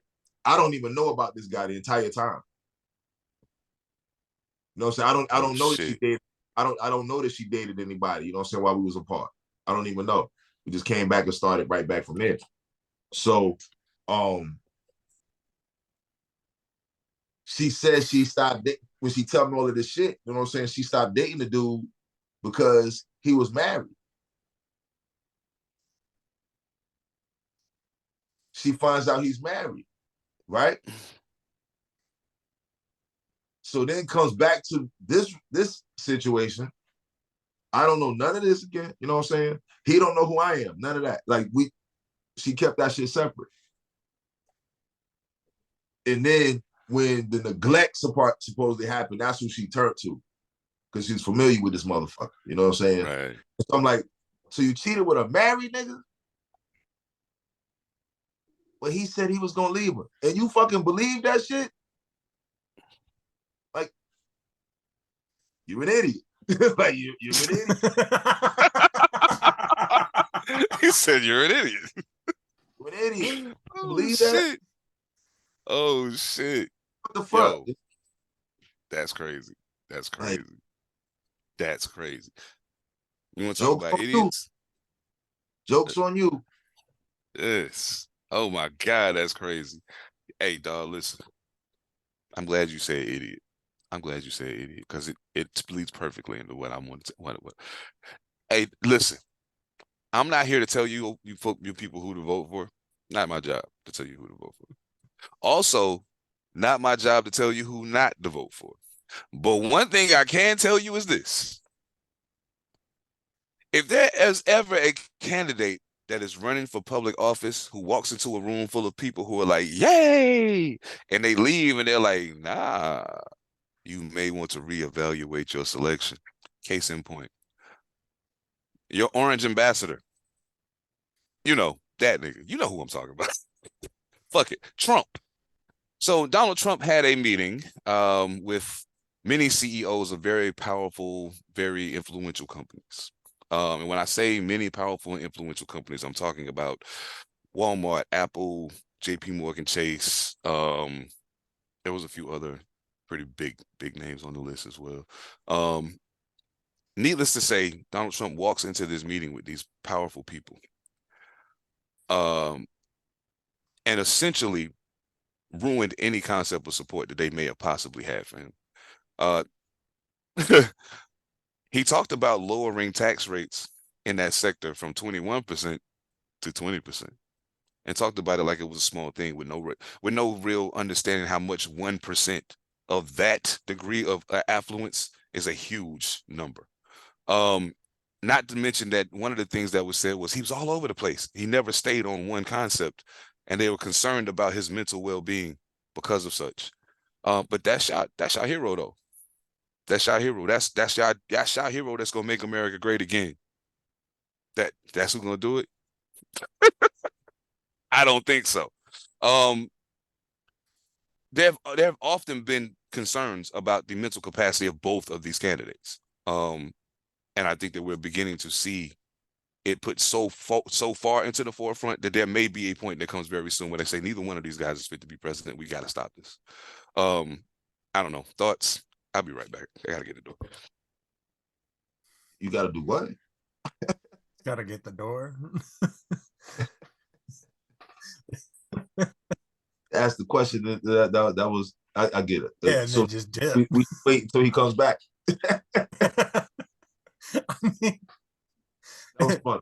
When it comes to that motherfucker, I really got very little interest in talking about him. I guess just to fill the time, all I would say is this motherfucker thinks that he's such a businessman because it was a bunch of like CEOs and like finance motherfuckers that he was talking to.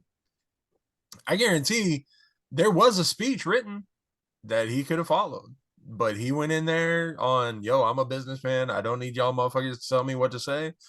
And started acting wild. And they were like, oh no, you should have stuck to the speech, fam. Is there anywhere we can watch this shit?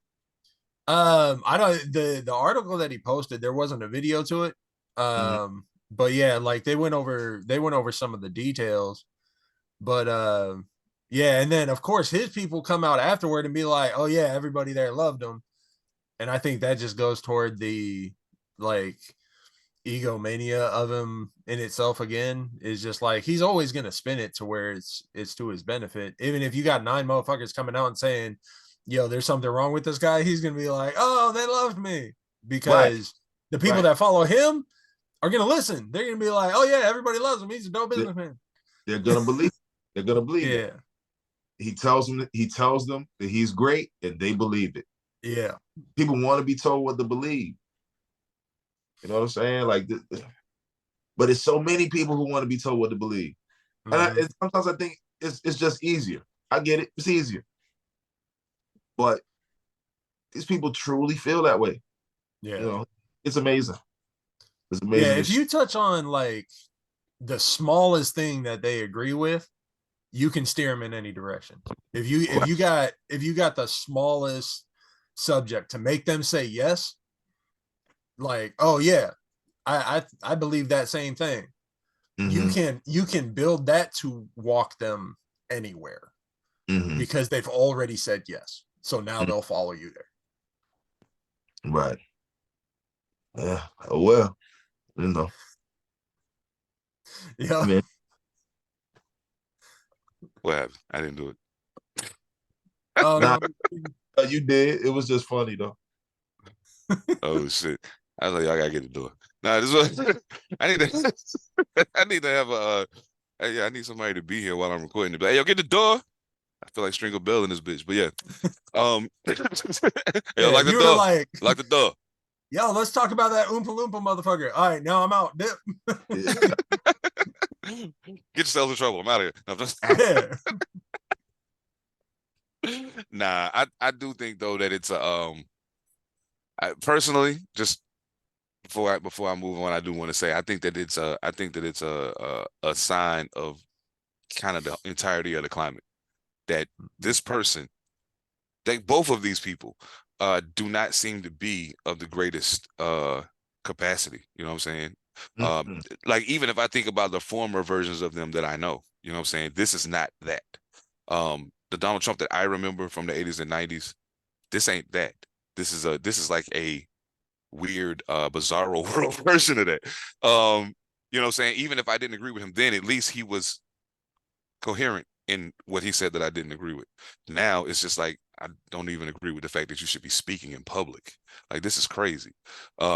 Very much the same for Joe Biden. When Joe Biden was younger, and I didn't agree with them, but at least you gave me something to target to not agree with. Now I could just simply say I don't agree with the fact that you're holding any public office or allowed to speak to people publicly. This is crazy. Right. They should sit you down somewhere and do something that's going to benefit you to help you hold on to be able to enjoy these last, however many years you have left. That's what they should be doing instead of putting you out here in front of people and parading you around like you're actually, saying cognizant of what the fuck is taking place right now, because you're clearly not. I don't know, man. I think it says a lot about how the fuck how is everybody letting this happen? Everybody. $1 million question. $1 million fucking question, yo. We are all looking at both of these motherfuckers stand up there and look like zombies. And we are still picking between the two of these motherfuckers. See, this is the end game stage of it is what it is. People for years, the candidates were the candidates, and it was like, all right, red or blue. And okay, we got to choose one of them. All right, I'm not happy about it, but here, I'll choose this guy, lesser of two evils. Red or blue, red or blue, red or blue. And you just get so ingrained in that it's like, all right, it is what it is. These are my two choices. And then at that point, when it's happened for so many times and it's just, okay, it is what it is, they can literally put two dead bodies in front of you and say red or blue, and you're gonna choose one. Yep. Again, everybody letting this happen. Yep. Bro. I'm saying, like, because again, okay, red or blue, yeah, we got to pick. Nobody should be being cool with, okay, let's pick between these two. We need to pick two different ones. It's going to always be two at the end. Anyway. Every time. You know what I'm saying? Yeah, everybody can see that these two motherfuckers do not need to be in the selection pool. Bruh. The power of two. The power of two. And my question becomes, what? Go ahead. I'm saying, I mean, not that you got to, you know what I'm saying, but you still got to punch a button. Yeah. At some point, you have to be a part of the choice being made. Exactly. Yeah, I feel we still got to pick. And it's these type of choices that make people not pick. It's when these are the choices that make people be like, nah. However the fuck that shake out is gonna shake out, but I don't want nothing to do with it. Like, now, here's the issue for me. If you remove them from the equation and you elevate whoever their vice presidential people are to the point of running for president, that doesn't improve the choices. That's the scary part about it. It doesn't improve the choices. However, it does improve the coherence of the choices. You understand what I'm saying? Like, to me, the biggest issue right now has nothing to do with policy at all. I don't agree with neither one of you motherfuckers, but it has a whole lot to do with the fact that I don't think I can hold a conversation for more than 5 minutes with either one of you, and you be able to follow what I'm saying. That's scary. When you got access to the fucking button. Come on, man. No, I wasn't even thinking that. I'm just saying, everybody. How's everybody letting this happen? Look. Yo, bro, it's real shit. It's really real. Bro, okay. So, he just got back from overseas. And you were talking how it kind of changes your perception, looking at it from a world view. Like you see some of the differences, and you start to see some of the perceptions that other countries have on the US. Oh yeah. And yeah, so like looking at it from a world view, the bottom line is like, we're the superpower. Dope.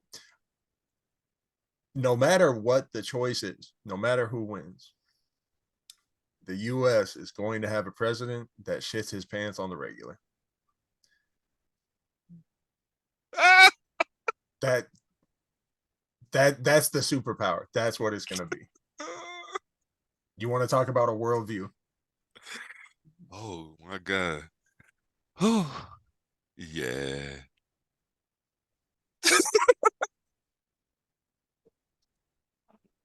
Oh my God. Yo, son. I'm with E on this. How's everybody letting this happen? Mhm. How is this happening? I don't understand. Like, Everybody's letting this happen. yes, letting it. What in the yo? I remember. What the Okay, fuck check this out. Democratic Party, what the fuck do you mean that because this guy is the current president that he has to run again? You mean to tell me that y'all can't convene in some kind of like, look, bro, nah, this can't happen. This can't Get happen. him out of here. This can't happen. They do have the right to do that.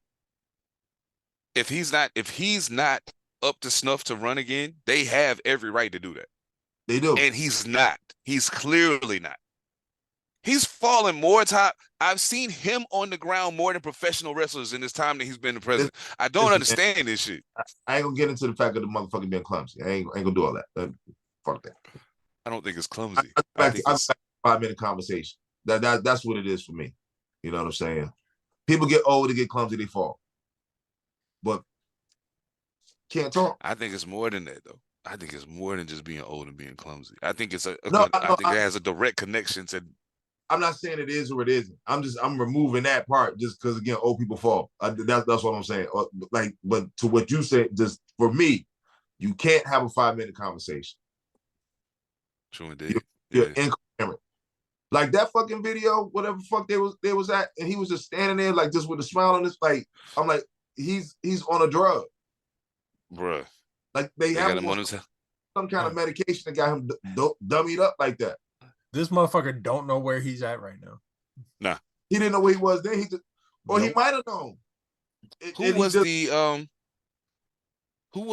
I think it was a senator, a representative, or somebody.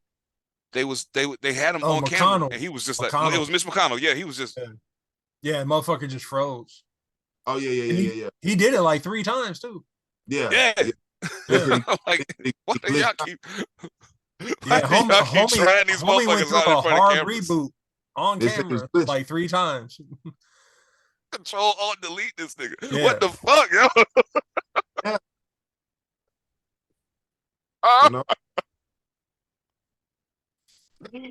Oh God, yo, bro, that shit funny to me. I'm sorry. I mean, it's funny, but it ain't. It's funny to me because that's funny, but it's not funny because these are the people who are making decisions that are like, what the fuck? Are you serious? That's weird. Yeah, America, I hope we do better. Like, we got to do better. This is crazy. Like, this don't even make sense that we're allowing this to happen.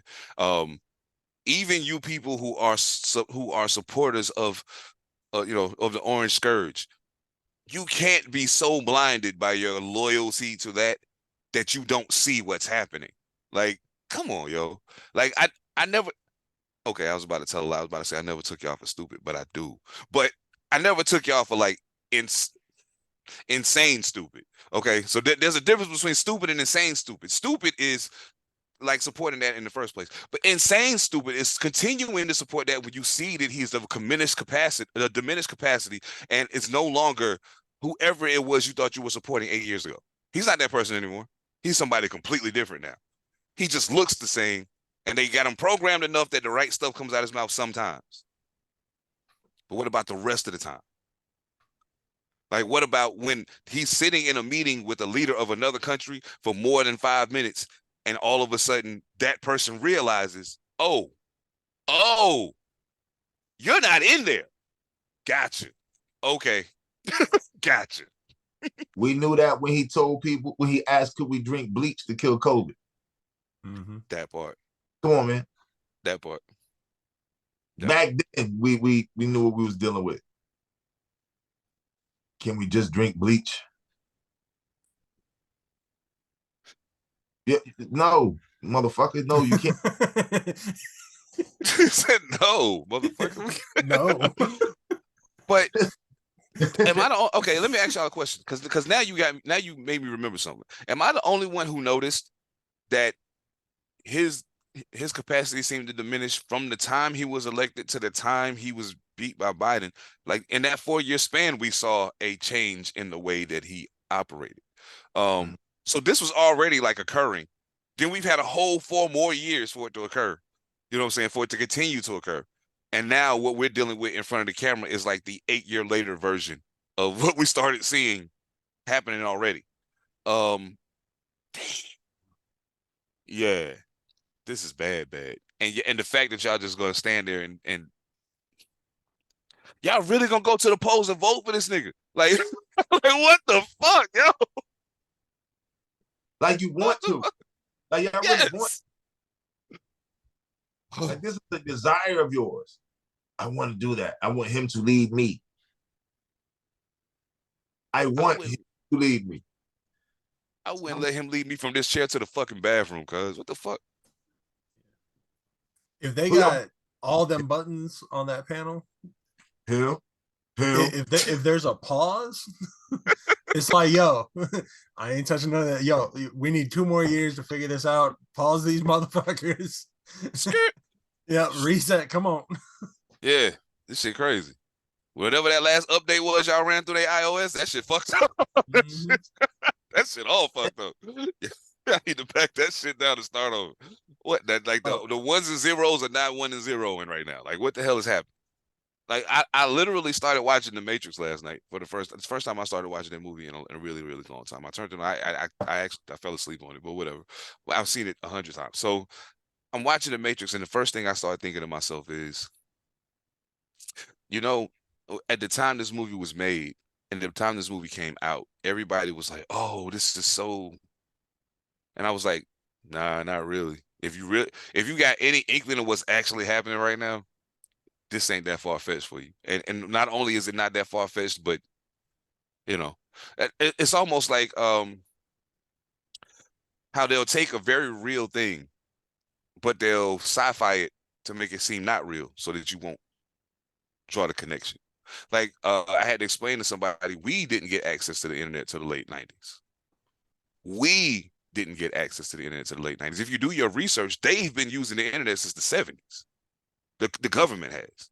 You know what I'm saying? So we got it 20 years later. You know what I'm saying? So like think about all of the shit that think about when we was kids, and the first thing I thought was I remember I used to think, because in my mind the connection wasn't made behind oh, I'm about to graduate, or I'm about to be this old. Oh, the year 2000 is literally right around the corner. In my mind, the year 2000 was way out of there. You know what I'm saying? And I'm thinking to myself, oh man, by the year 2000, we're gonna be doing this and this and this and this. And none of it was true.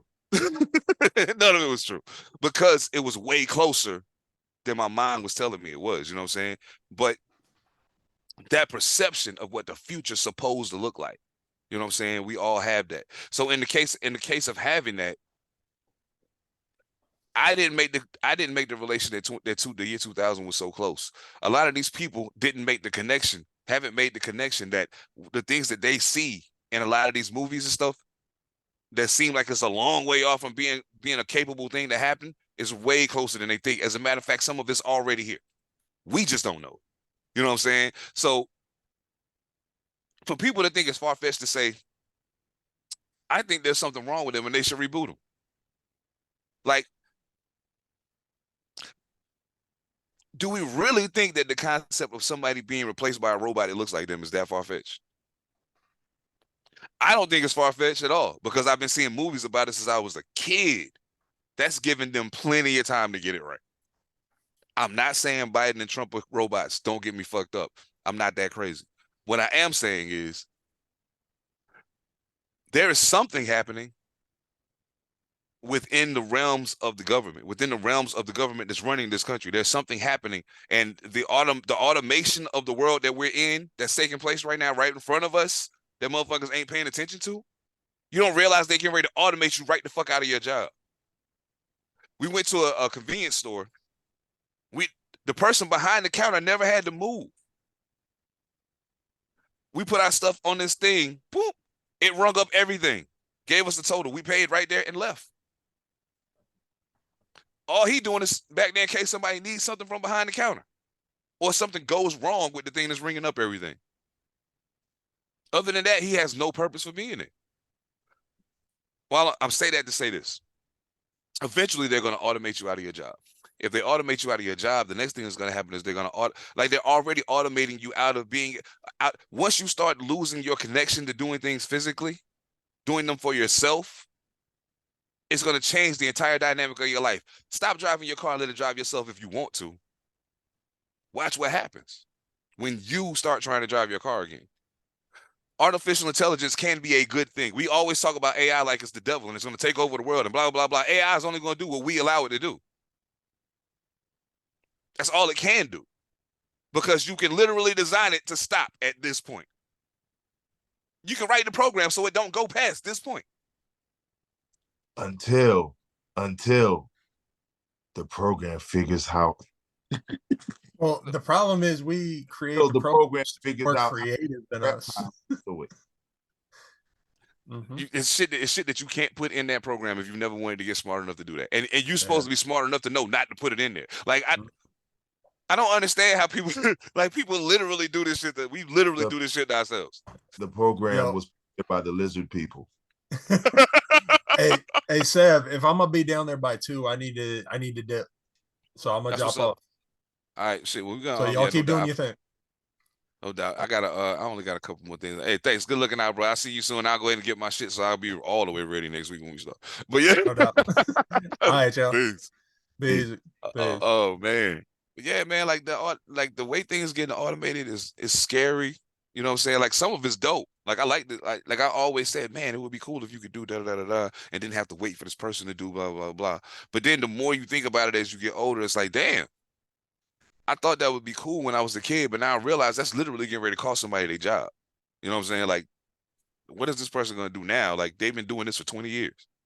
Now, just because they came up with this one advancement in this one machine, now you don't need this person no more. Right. You know what I'm saying? So, like, as much as I applaud the advancement of technology, I also recognize the impact that it's going to have on us as regular people. You know what I'm saying? And the politicians that are running aren't doing anything to kind of like quell that or give us some kind of like, I think that it should be a greater focus or greater emphasis placed on that by politicians. Hey, let's make sure that these computers don't end people in the workforce. You know what I'm saying? Like y'all making these motherfuckers too smart. Like let's dial it back some, you know what I'm saying? But they won't do it. They won't do it. Nah, you always gonna have one motherfucker who got to do it anyway. True indeed. True indeed. That's real shit. Yeah, you know, man. You know, we watching it happen, man. Man, that shit's fucking nuts. Yo, what you think about Jaguar Wright, man? First of all, before we even get into the recent story, like, how do you feel about Jaguar Wright, just in general? I don't got no feeling about her, man. Like, you know, she got a lot of stuff to say. That's all I think. That's it. No she got, you know. When she first came back into the spotlight talking and shit, I listened to some things and I just stopped. Yeah, you know, it's you know, yeah, I just stopped. Like I'm just like whatever. Like I don't know. I mean, man. It makes sense. I'm trying to get into a more positive space in my life. So you don't really lend towards that. You know what I'm saying? I feel it comes across real gossipy. Like I can't tell what's the truth or not. Absolutely, I agree wholeheartedly. Hell yeah, I had to kind of pick a point where I was like, okay, I either gotta buy all the way in, or I just need to stop listening now. And I chose to stop listening. But yeah. But what's she do though? Because you brought her up. What's she do? Oh yeah, nah. Well, I mean, it was kind of crazy to me. She got arrested for petty theft in Texas. It was. I mean, I don't know. It's a weird story. I'll tell y'all. Okay, I'll tell y'all what the article says, and then I'll get into whatever my opinion may or may not be. A recent report from the Dallas County Police Department's website details that singer Jaguar Wright was arrested recently for property theft. The New Jersey-born R&B hip-hop crossover artist who wowed the music world in the early 2000s apparently never returned a U-Haul truck she rented. While it's true that Jaguar Wright's controversial industry gossip has kept her in the spotlight in recent years, no one expected this turn of events. Wright appeared on the Sean Davey Way show on June 6th to discuss her arrest. Dive in and take a look at what we know so far. Okay. So all we know for certain is the charge was for theft of property ranging from $30,000 to $150,000. The arrest supposedly arose from an outstanding warrant Wright had on her name. It was also stated that she was released from custody after a $10,000 bond was posted. Now,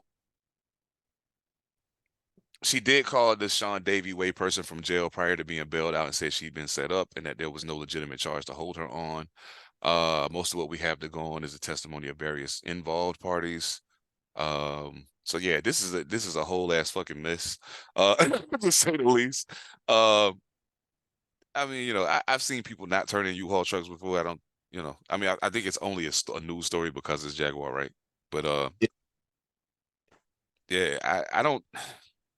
Did how many days did she have it past the date? That's the thing I was trying to figure out because it basically said it didn't really go into deep detail about how long she had the truck.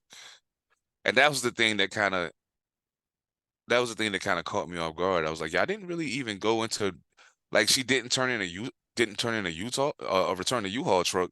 Okay, like I've seen people not turn in a U-Haul truck for a week and they don't, you know, go to jail and all this other shit. So how long did she supposedly have this truck? You know what I'm saying? Right.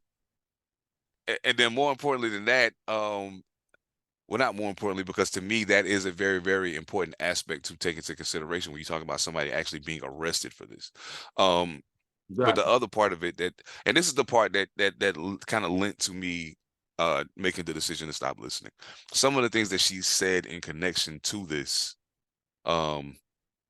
just sound crazy. You know what I'm saying? Like it's like you're like blaming people who really don't have a reason, who really have no reason to do this, especially like this thing isn't going to derail you. Like you could pay that off and be done with it.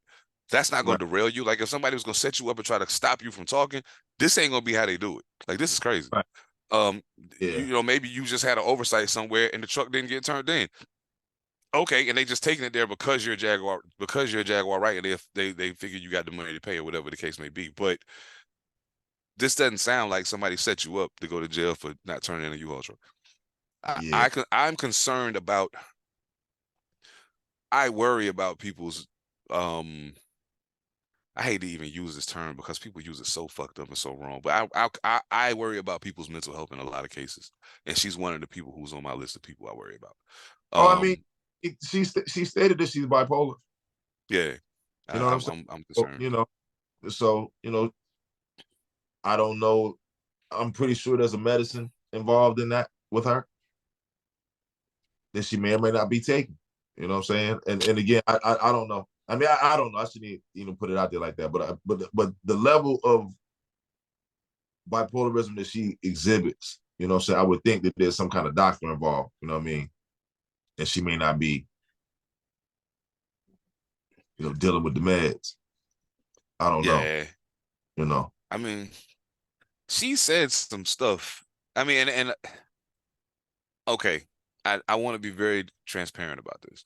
I don't want anybody to think that I feel like just because a person talks about a certain type of shit in their music that they wouldn't do XYZ thing. I mean, think about it. Africa Bambaataa was the poster child for Black unity and pride and togetherness in hip hop, and turned out to be a piece of shit. So I mean, what you talk about don't preclude you from doing anything. You can make music that you think is going to resonate with people and that not even be you.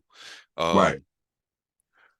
But some of the things that have been said and some of the people that these things have been said about are so out of this world in regards to what every other person that knows this person says that it's just kind of like, why would it just be you? You know what I'm saying? Like if that's the kind of person they are, why would it just be you? And not that, not saying that there's not a situation where that people could be paid off, or maybe people just don't feel comfortable coming forward. Okay, I get that. It happens all the time. But there's something about it. There's something about it that just doesn't, that rings weird when like there's not a single person who co-signs with it. Like even if it was one person, I'd be like, okay, at least that's one person that I know is willing to rock with you. And that gives it a little more credence for me to sit down and listen more to see if there's more details that you can give me to make it make more sense. But in the case that doesn't happen, you know what I'm saying? And I don't think that there's an active, what what's the word? I don't think there's an active campaign going on to shut Jaguar right up. I think people just kind of like, she gonna say what she gonna say, man. Ain't nothing you can do about it. Just let her talk. It's cool. You know what I'm saying? And I think the people who have made the biggest fuss about what she does may be the people that she's a little bit closer to telling the truth about. And maybe my mom used to say hit dog a holler all the time. So like the people that they ask about what she's saying, they just like, I ain't, man, that ain't real. It's whatever. I wish you the best, yo. Do what you do. Those people, I'm like, okay. I feel you. No doubt. But the other motherfuckers that feel like they need to jump out a window, and fight with it. Like, she one person, dog. If she ain't telling the truth, then she not telling the truth. If she is, then maybe you need to be worried about fighting something else. Like maybe your own demons is what you should be fighting. But I wish you the best, Jag. You know, if you need to get help, I hope you do. If you don't, then do your thing. Turn in the fucking U-Haul, please. So then stop locking your ass up. Because that's crazy. But yeah, that shit's wild, man. Oh man, but I got a question for you. And this is something that I had to think about. And I was actually thinking about it when I put it on the list. I've done a lot of shit. I've done a lot of shit that I said I wanted to do with my life. But first of all, I guess the question should be, do you have a bucket list of things that you want to do? Not really? Okay. Well, that negates the question then. Never mind. Okay. That negates the question. Never mind. Oh man. So okay, I asked a different question then. So what is fuck the bucket list? What is just something that you may have at some point said, man, at some point I'm gonna do that, but you haven't done it yet, but you still know you want to do? I want to go skydiving. Dope. That's on my list too, for sure. Hell yeah. But that's about it. That's about it. Yeah. That's about it. You know, I mean, not that I've done everything, but like I don't know. Maybe I'm just weird. Like I stopped kind of putting things, like I focus more on what I'm around and what I can get my hands on than I don't the other. You know what I'm saying? If that makes sense. Yeah, like, I feel it. You know what I'm saying? Like, I just got so many other things that I'm trying to accomplish right now that like I haven't even thought of like anything of that nature. You know what I'm saying? So that's about it. Like when I said skydiving years ago, like so like that's, you know, probably like the only thing. You know what I mean? Like I don't have no desire to get on the Audubon and go 200 miles an hour. You know what I'm saying? I don't got no desire to do that. I kind of want to do that, but I mean, it ain't high on my list. I definitely want to do that. I just like driving. I just like driving fast. Like visiting certain places. I've always conditioned myself to like anything travel wise. I want to make sure rap is involved. You know, so leisure travel isn't really something I think towards. You know what I'm saying? Okay, I could dig it. I mean, I guess my thing, it's only been different for me because for so much of my time as an adult, most of my traveling has been tied to music. So it's like, damn, sometimes I want to be able to go somewhere and not have to do nothing. Like maybe like actually be able to enjoy the place where I'm at and see all the shit I want to see and not have restraints on my time because I got to go do this interview or I got to go do this show or I need to go record in the studio with this person while I'm here, or you know what I'm saying? Like I never get to like fully experience the place like I want to when I'm there for music, unless I'm gonna be there for a couple of days. You know what I'm saying? Like so when we went to case in point, when we was on the first leg of the Gravitas tour, I was in Chicago for all of 12 hours and then left. You know what I'm saying? And was on my way to Memphis. Then we was in Memphis. We got to Memphis, checked into the hotel, went and got something to eat, came back, took a shower, went and did the show, went back to the hotel, and was out the next day. Like like I didn't get a chance to really explore the city like I wanted to. So like now the one thing I will say is I usually generally utilize music to introduce me to a place, and then I'll go back on my own time, you know what I'm saying, and just kind of see everything. So I mean, I get a little testy about it, but I also know that like this is at least letting me know that this is some place that I would like to explore more, so I could come back here on my off time, you know, if I want to, or just book another show here and plan to be here for a few days when I come, as opposed to just having another show the next day. So yeah, all of that makes perfect sense. Hell yeah, skydiving is definitely high on my list though. Bungee jumping was on my list at a point. I think by the time I turned like 37, that was out the door. I was like, nah, I ain't really, you know what I'm saying? At this point, it will be too, it may be too taxing on my body at this point to do that. So, Because kids. There it is. Yeah, that one. No doubt. No that doubt. One. Yeah, that one.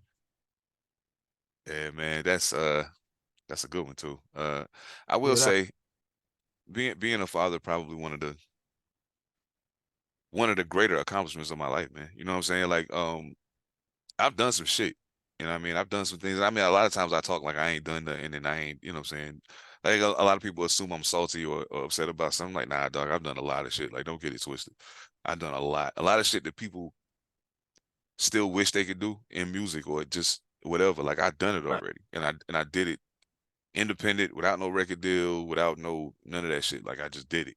So to me, that don't, you know what I'm saying? Being a father though has been like having the opportunity to help mold a person who's actually going to have to be out here and be a part of what makes the society continue to go. You know what I'm saying? And how they add on to that from what you've taught them is a beautiful thing to watch. You know what I'm saying? Even if it doesn't turn out exactly the way you expect it, you know what I mean? It's still dope. I guess on Father's Day, it makes sense to talk about this. You know, I often worry that I equip them well enough for the world. You know what I'm saying? But like my oldest son, he just had a birthday recently. Just 6 days ago, he turned 29 years old. You know what I'm saying? So like the fact that he ain't never been to prison, he got 2 kids of his own that he take good care of. Um, that's a good sign to me that I did something right. You know what I'm saying? My second kid, Rakim, he you know, he had his little experience with going to jail and shit. But now he's almost done dealing with that and um you know, looking to build something positive to the future, get back into music and all of that.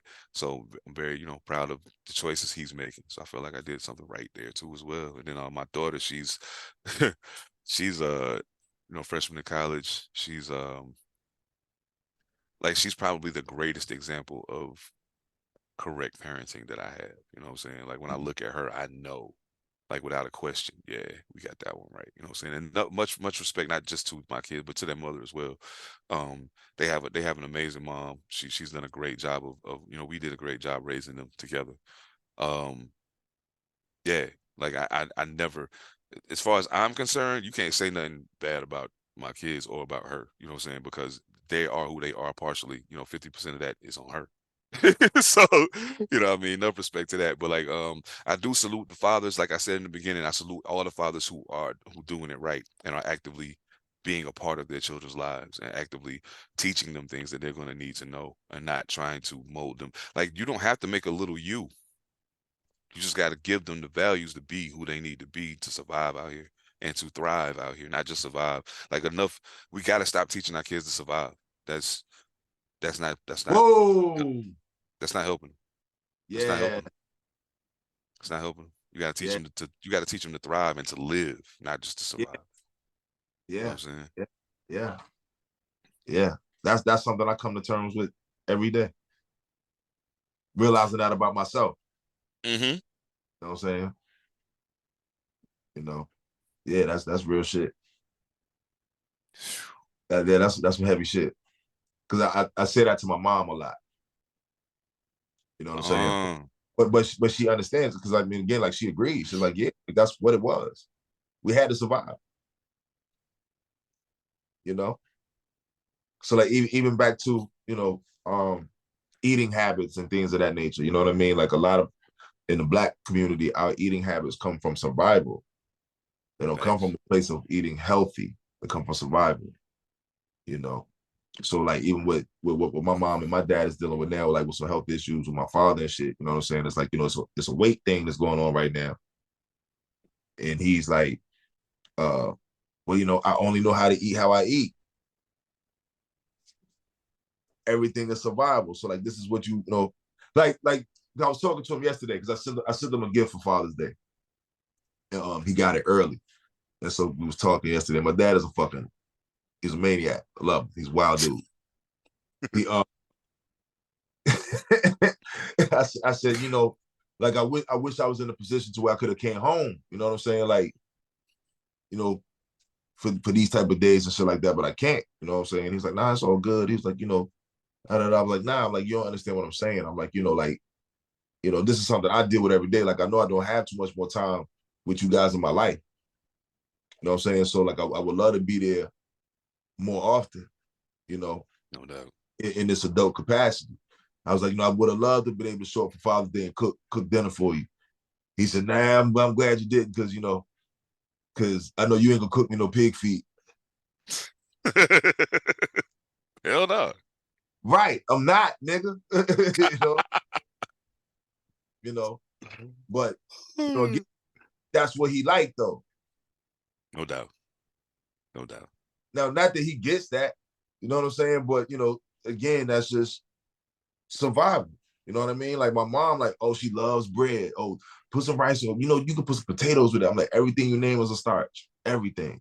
Like you don't like, not that she doesn't eat greens, but you don't think green first. You think starch. Fill up the plate, fill up the body. You know what I'm saying? Like that, we move on survival. Man. I ain't even gonna front. Think about, like all I can think about is how many sandwiches I ate growing up. Yeah. Hella sandwiches. And the kind of sandwiches.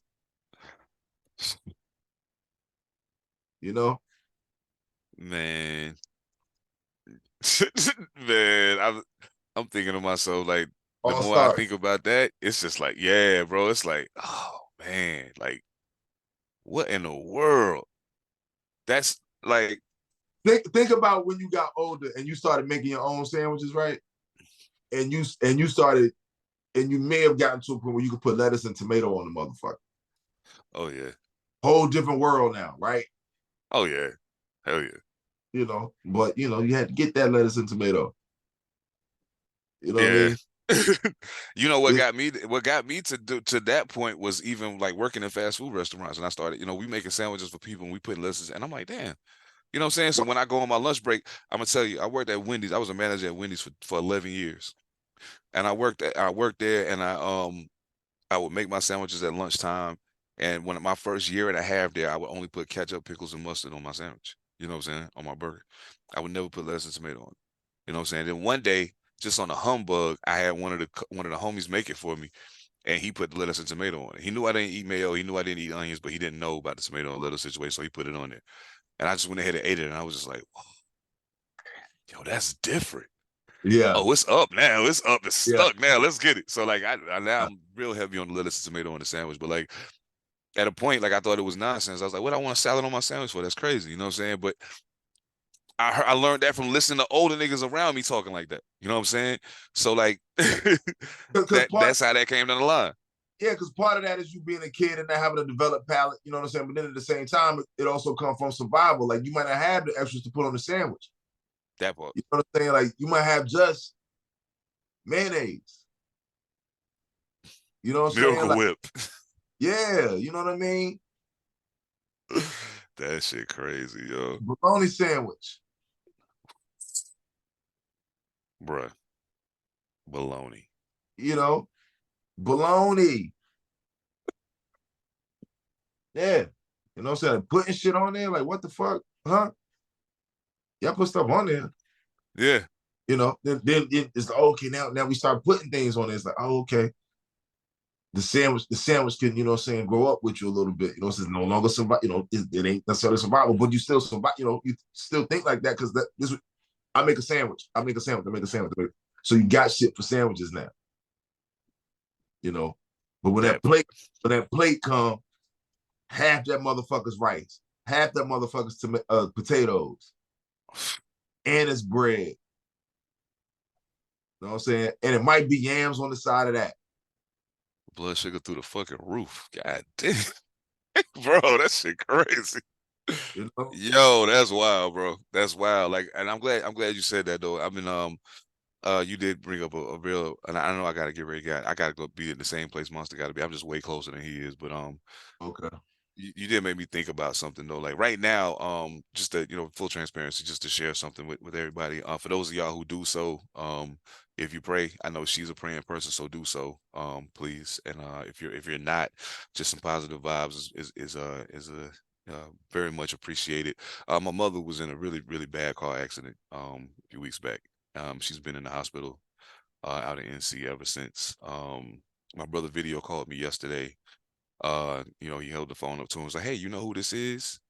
And she's not talking right now. She kind of sort of was like at first like, and like me and my dad look just alike. So like at a point, I think maybe she thought it was him until I said something, and then I think at a point it kind of registered that it was me. But I'm not positive about that, and I feel as the oldest child, I feel some type of way about not being there. You know what I'm saying? So I applaud my brother for holding it down as he's doing. Like he's doing a great job.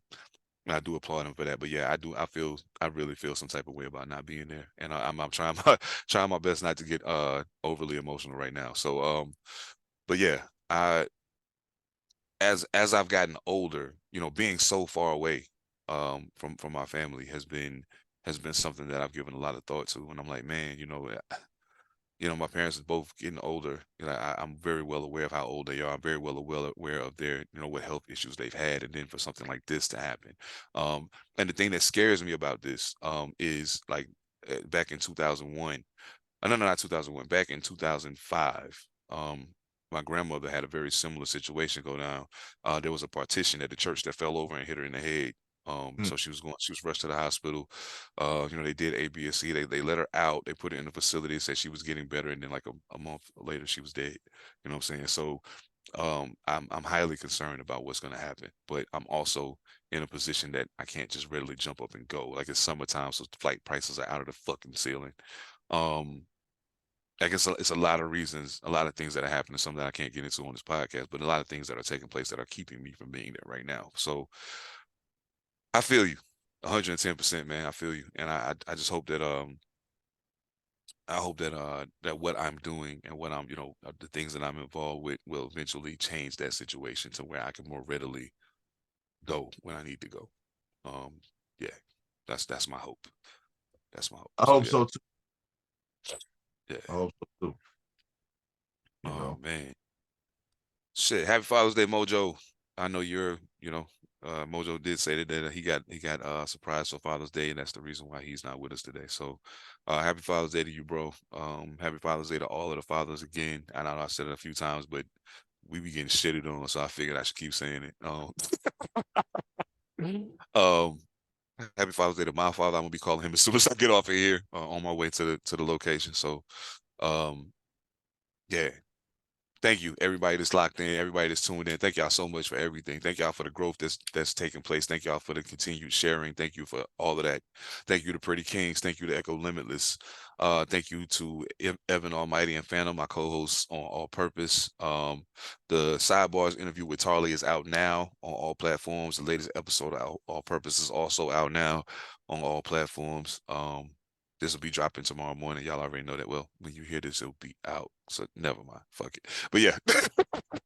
Make sure you share, subscribe, like, all that good stuff. Tell your friends, tell your friend to tell a friend. That's the only way we continue to grow. You know what I'm saying? If you're on Apple Podcasts, make sure you rate the pod. Give us 5 stars. It makes it that much easier to find us. Yeah. Thank y'all for everything. If you want to donate to the pod, hit us up in the DM. We'll let you know how you can do that. Pretty soon, hopefully before the end of this year, with Patreon will be coming. So you can support the pod that way too. Thank y'all so much for everything. On behalf of ethemadassassin, Monster Illicit, Mojo Barnes, I am Seven Da Pantha. We will catch y'all next time, family. 1.